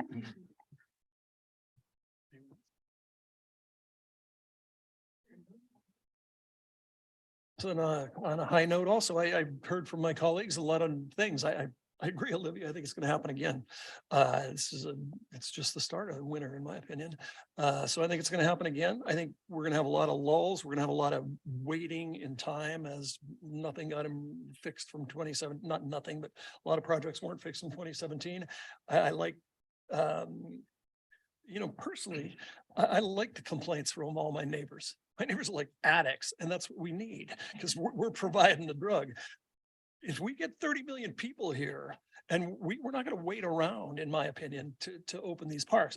Some of these people I see in the park they're not criminals, they're addicts. They have to be in a park. They have to get their fix, and it's exercise. We promoted it for years and years and years. And so they're going to get back there. So I think it's, like Dee said, an opportunity. I hope that we can do things like, and God, the examples I'm thinking of are crazy ones and bad ones, but I mean, at some point, we need to promote getting into Redwood Park. Where would you say, Pinehurst staging area? No one uses that place, but might be a great place to hike, a new place to hike. We can promote those. I don't want to use this. I heard Morrison Canyon Road's closed. That's a big, bad deal for our constituents down there who love to hike, and they're strong advocates. Pickering, we always dance around that. It's an access to a park, just like every other one, just like every other neighborhood deal. At some point, we're going to have to promote something like that. In the meantime, I agree with you 100%. The Station 2 down there, I've watched it flood so many times. And we used in the old days, you dry it out and put blowers in there. Now you get an industrial hygienist is going to not let anybody go in there with those sheetrock walls. So, gosh, Trudeau Center, it's up on top of the hill. It's our place. There's flat area. You're right. I personally think you're closer to the quote action. But once again, I think it's an opportunity. I thank everybody for all the great work they did. And I guess with that, we should probably think about passing this or ratifying this declaration. Can we just take public comment on this item? Yes, I'd love to. Kelly? Wake up. You're the only public here. So you had the damage estimates up on that chart. Now, the people representing, board members representing Contra Costa County, they should pay careful attention to that, because I saw that 7 times more damage was listed for Alameda County than Contra Costa County. And it's up to you to jack up your Contra Costa County numbers, get out there, find, that's how politics works. We just heard about this how these board packets and board procedures are being benchmarked against other agencies. What a concept. When we have a disaster and everything is collapsing, I think I was the only one who benchmarked this district against other agencies. I called up Mid-Peninsula Regional Open Space District. I called up Santa Clara Parks, Santa Clara County Parks. Some of you may have forgotten about that agency. And they told, oh, don't close parks, all our parks. We just close whatever needs to be closed. Not our policy to close everything. So this district needs to do more benchmarking, because they had atmospheric rivers too. And reliability, stability needs to be, if this is what happened to Southwest Airlines. The only reason we know that Southwest Airlines is to blame for collapsing is that all the other airlines kind of kept running. And it was the same weather across America. The declaration of a pandemic emergency, this is a declaration of emergency right here, in the city of Fremont led to panic-driven park closure of Mission Peak a couple of years ago. Sponsored by the city manager and police chief. Both of them left or were pushed out. There's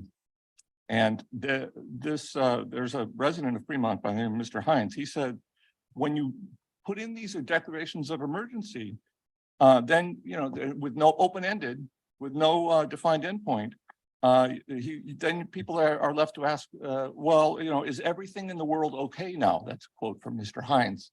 And no, of course, nothing in the world is ever okay now. Everything in the world will never be okay. So it's harder to stop an emergency than it is to start it. That was the message from Mr. Hines, and I agree with him.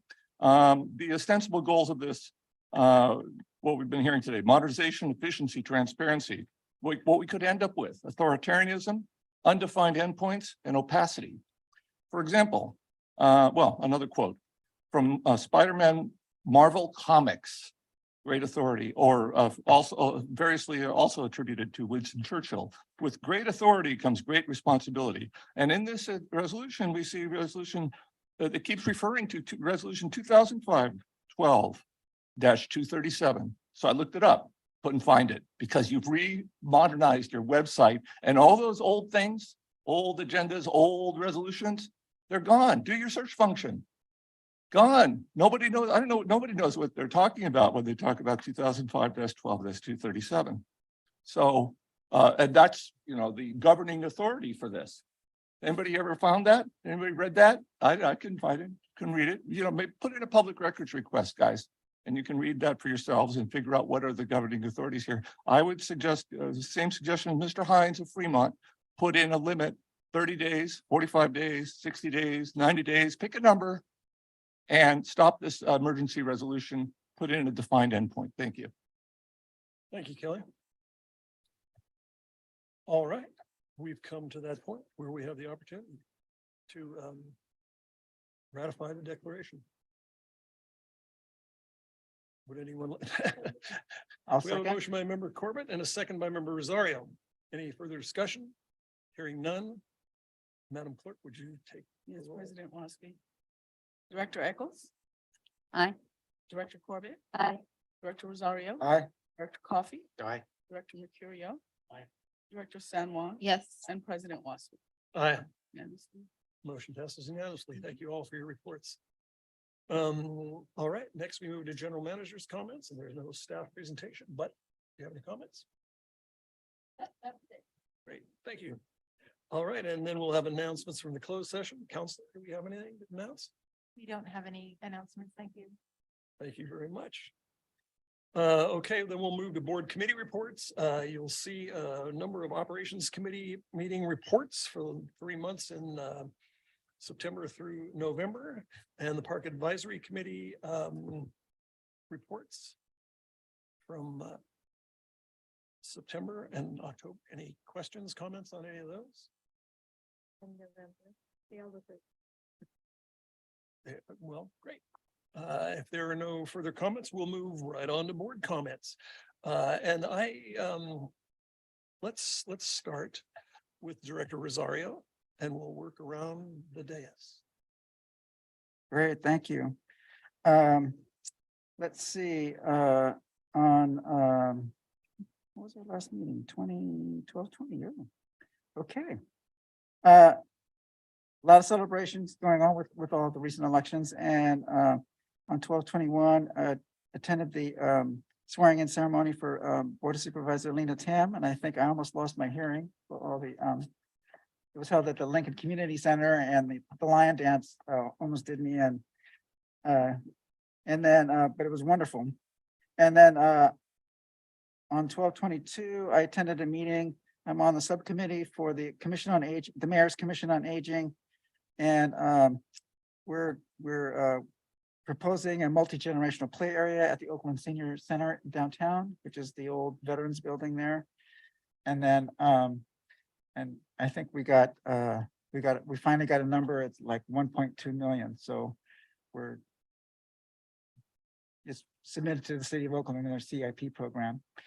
And then on New Year's Day, I went out and was going on for a little leisurely hike out in Diamond Park, and turned out to be, ended up helping out Friends of Sasso Creek clean out the scout hut where all the volunteers store all of our tools.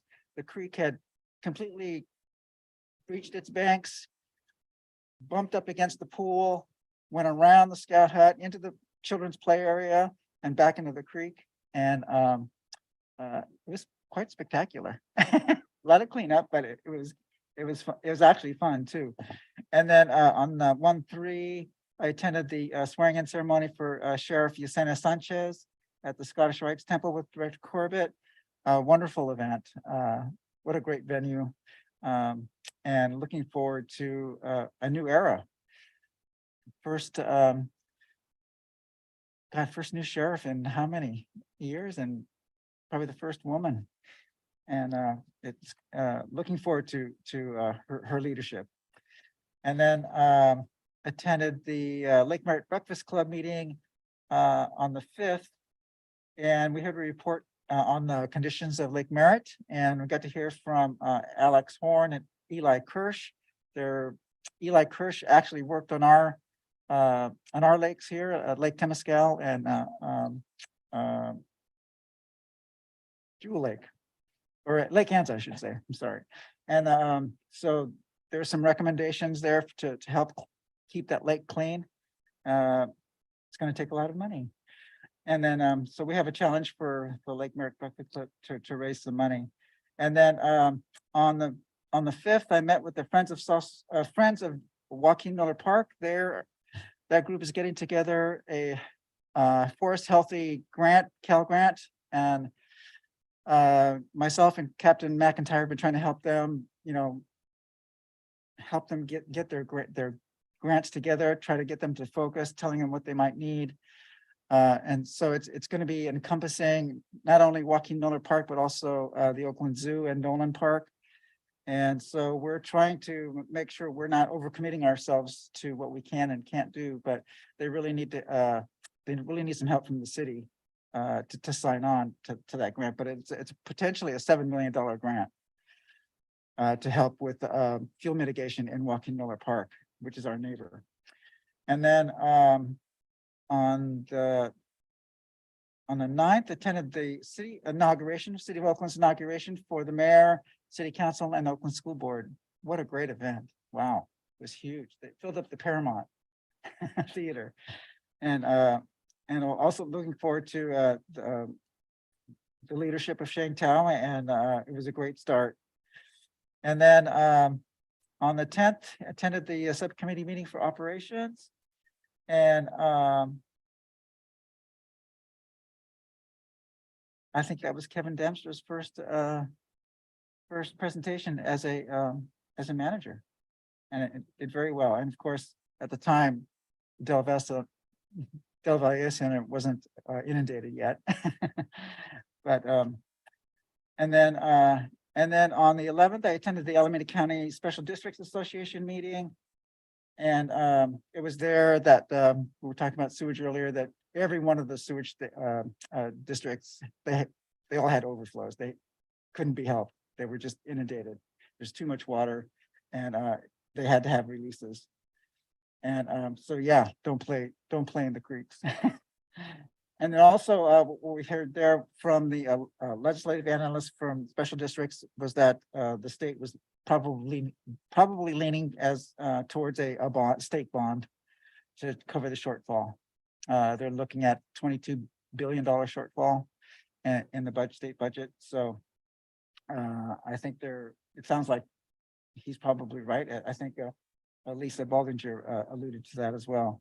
And then on the 11th, I also attended the Alameda County Mayor's Conference. And the big thing there is the Bay Area Housing Authority is going to be putting on a 9-county housing bond, probably in 2024, to fund all the housing projects, housing elements that all the counties have to provide. And so we're going to have a lot of competition if we're looking at putting our own parcel tax in 2024. And then And then on the 12th, I attended the liaison meeting with East Bay Mud, PG&E and Orinda, City of Orinda, and I attended with our general manager, Sabrina Landreth, and our chief Tiley. And I thought it went very well. It was a good introduction. I think the city officials, we gave each agency gave an overview of what they're doing, what's in progress, and I think it really helped the council member and the mayor from Orinda a good education as to what's really going on out there as far as what everyone's doing. So I think we're gonna be revisiting to be determined in the future. So we'll have better communication, especially around fire. So and that'll be coming up soon. But I just want to congratulate Sabrina on getting that together. And then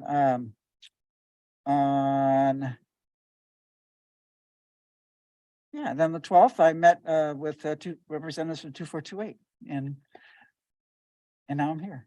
So again, congratulations to the new board members. Welcome. Thanks very much, Dee. Director Corbett. Well, it's been a busy time and several of the things that I will mention, Dee has already mentioned, so I won't go into too much detail. First of all, I just want to mention been very busy over the last few weeks working with the group of Martin Luther King folks that have put together the program that actually occurs down near our park district. But unfortunately, with rain, we've had online programs and planning events that have been involved in the last few weeks. And we got all the pieces put together and had the program available on Monday for you all to watch. And I know several of you took part in it on Monday, and thank you so much for that.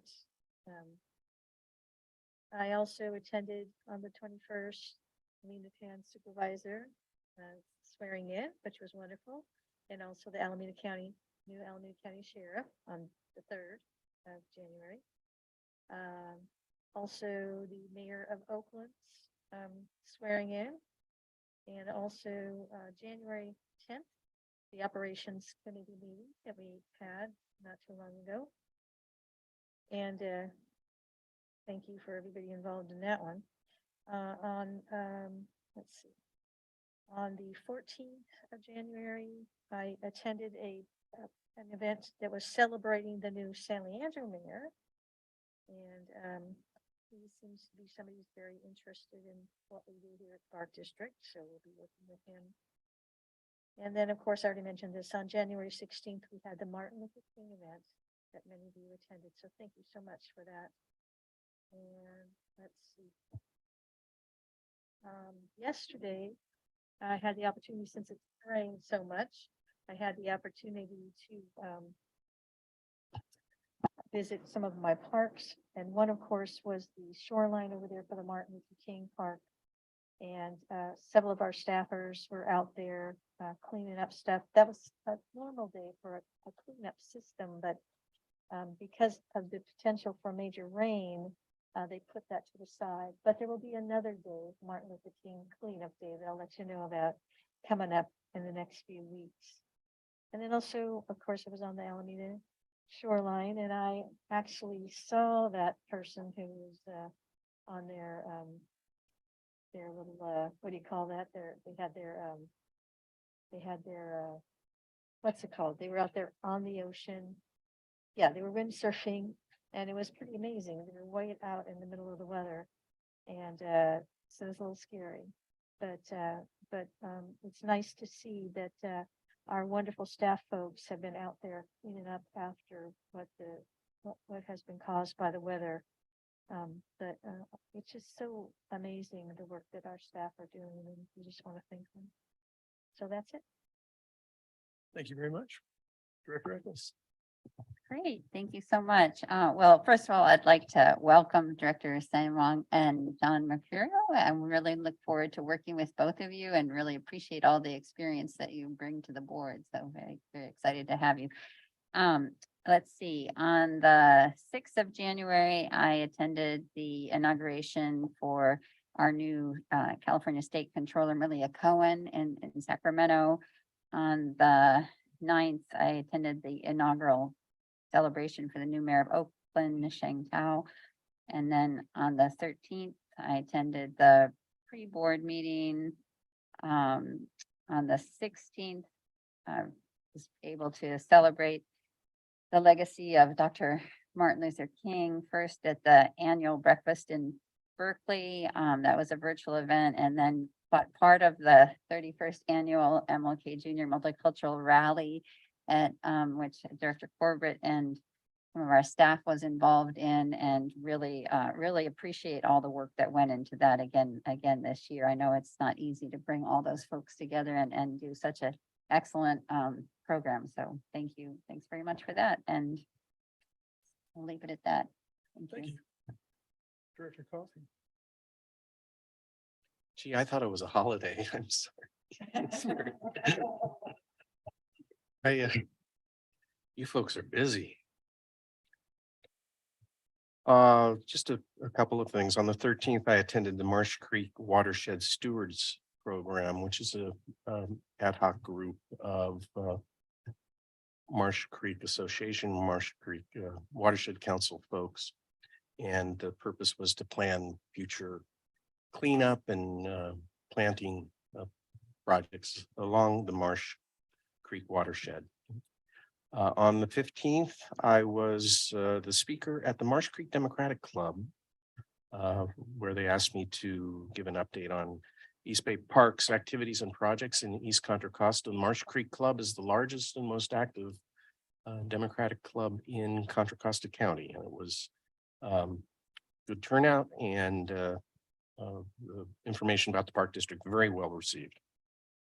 On the 16th, yes, I observed the MLK Day Multicultural Rally. I very much appreciate and congratulate Director Corbett on her role and her presence in the event. And thank you for all your work in putting that together.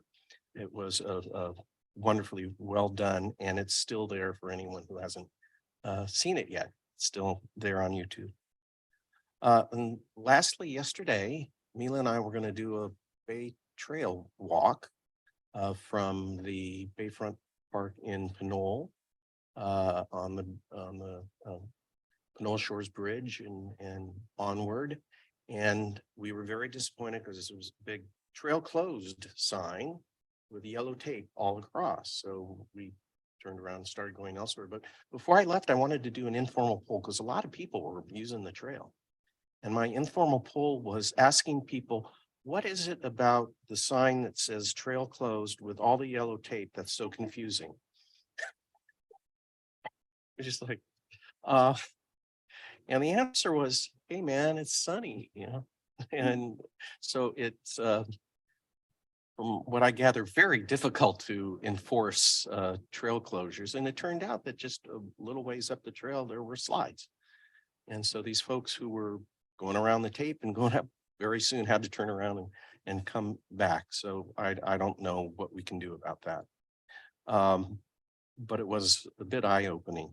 But I do also want to congratulate the work our crews did. I was blown away on Wednesday, the 12th, when I learned we were actually opening parks, because that meant to me that a lot of our folks were out during the storms, cleaning up the parks, cleaning away hazards, and putting up signs. You know, that was a very impressive dedication from our staff to work that hard to get some parks open. And I really appreciate it. Thank you, Colin. Olivia? Yes, I want to thank everyone for welcoming us both here today for our first board meeting. I was commenting earlier how it feels like the first day of school and we're the freshman class here. And so thank you so much for the cake and the celebration and, you know, the good wishes. I'm really excited to be here and really look forward to the next 4 years with the Park District. I did have my first meeting though before this one. We had the operations committee meeting. So that was my official first meeting with the Park District. So that was really nice. And I also want to thank the Parks Foundation, actually. So I had my final, 'cause I know you guys are referencing end of December meetings. I had my final Zone 7 board meeting on December 21st, and the Parks Foundation let me have a bag of our reflective whistles from the Parks Foundation to give to my Zone 7 board colleagues and staff. And they were really excited to receive the whistles. And our board president, Sarah Palmer, even blew the whistle during the meeting. So we had a really fun meeting on December 21st. And I think it was really nice to be able to bring something from the Park District to the Zone 7 Water Agency. So thank you, everyone. And I'm really looking forward to being here. Ditto all that stuff about thank you and all that. I really do appreciate everything that's been going on.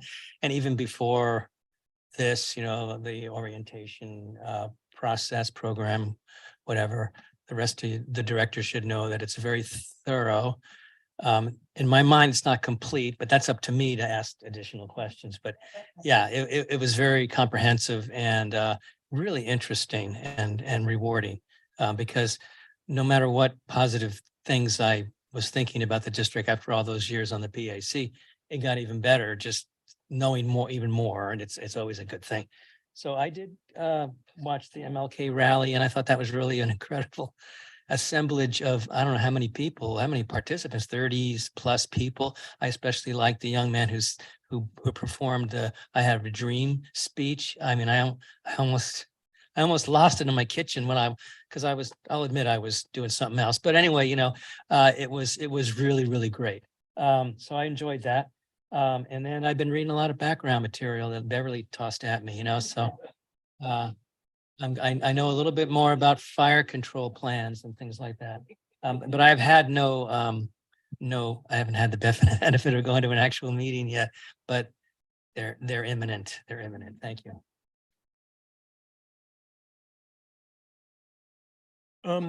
Once again, welcome to you guys. Thanks for being here. On January 1st, the skies parted and I was able to do my annual New Year's hike up Mission Peak. And it was great. We had 23 of my dearest friends and we made it to the top of the peak. It was gorgeous. It was beautiful. And there were a million other people up there seeking that same fix.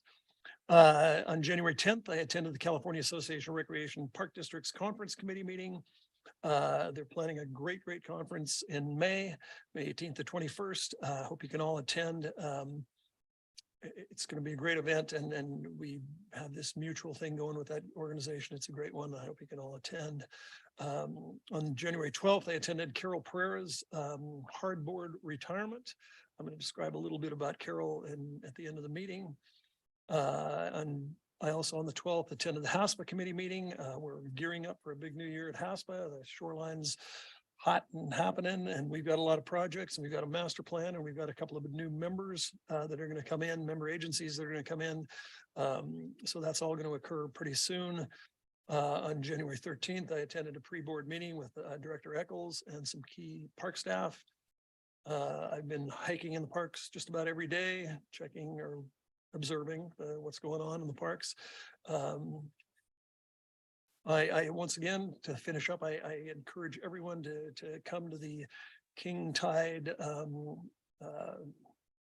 visual at Hayward Shoreline, where our legislative affairs team is going to meet with legislative staffs and legislators and try to explain what we're trying to do down there and all the good works we're trying to do down there.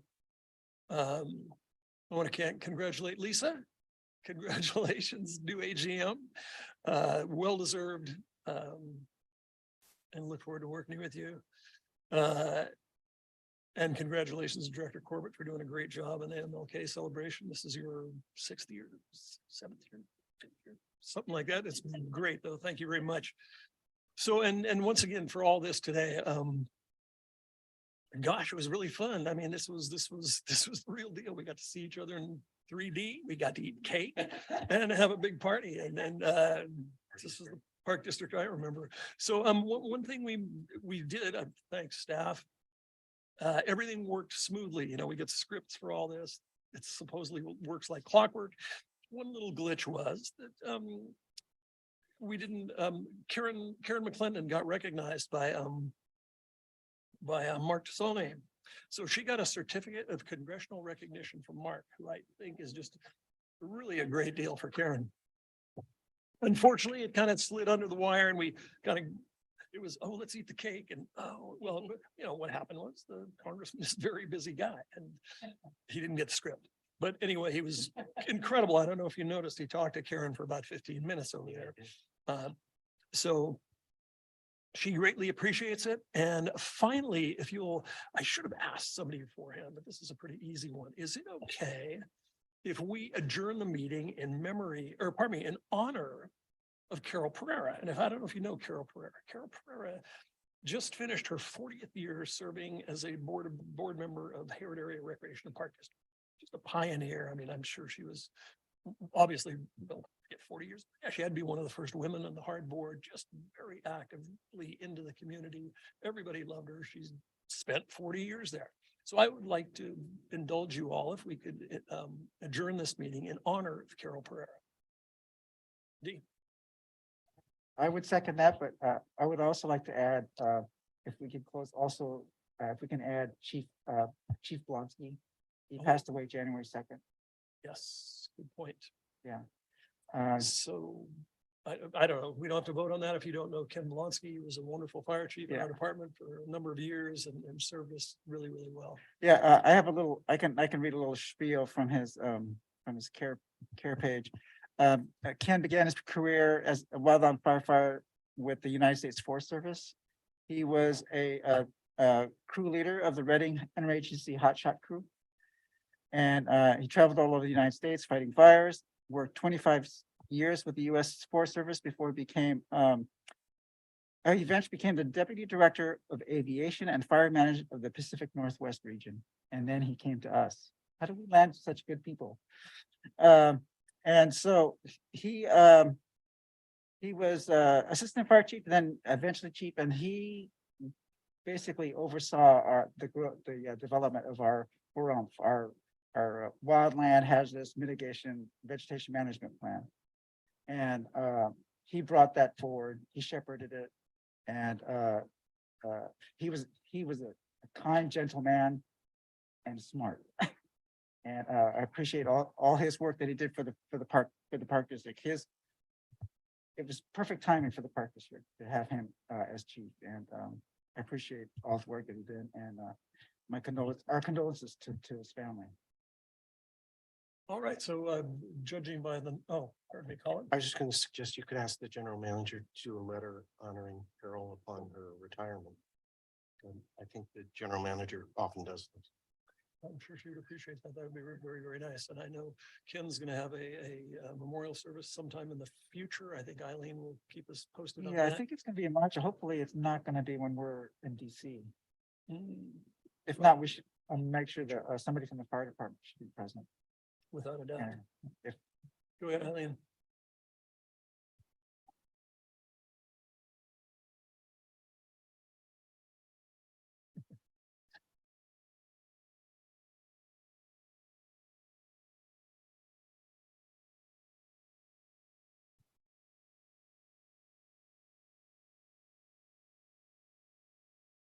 Excellent. Thank you. So I'll note by the nods and acclamation that we will in fact adjourn this meeting in honor of Carol Pereira and in memory of Ken Blonsky. So thank you all for a great day. We are adjourned at 4:48. Oh yeah, that.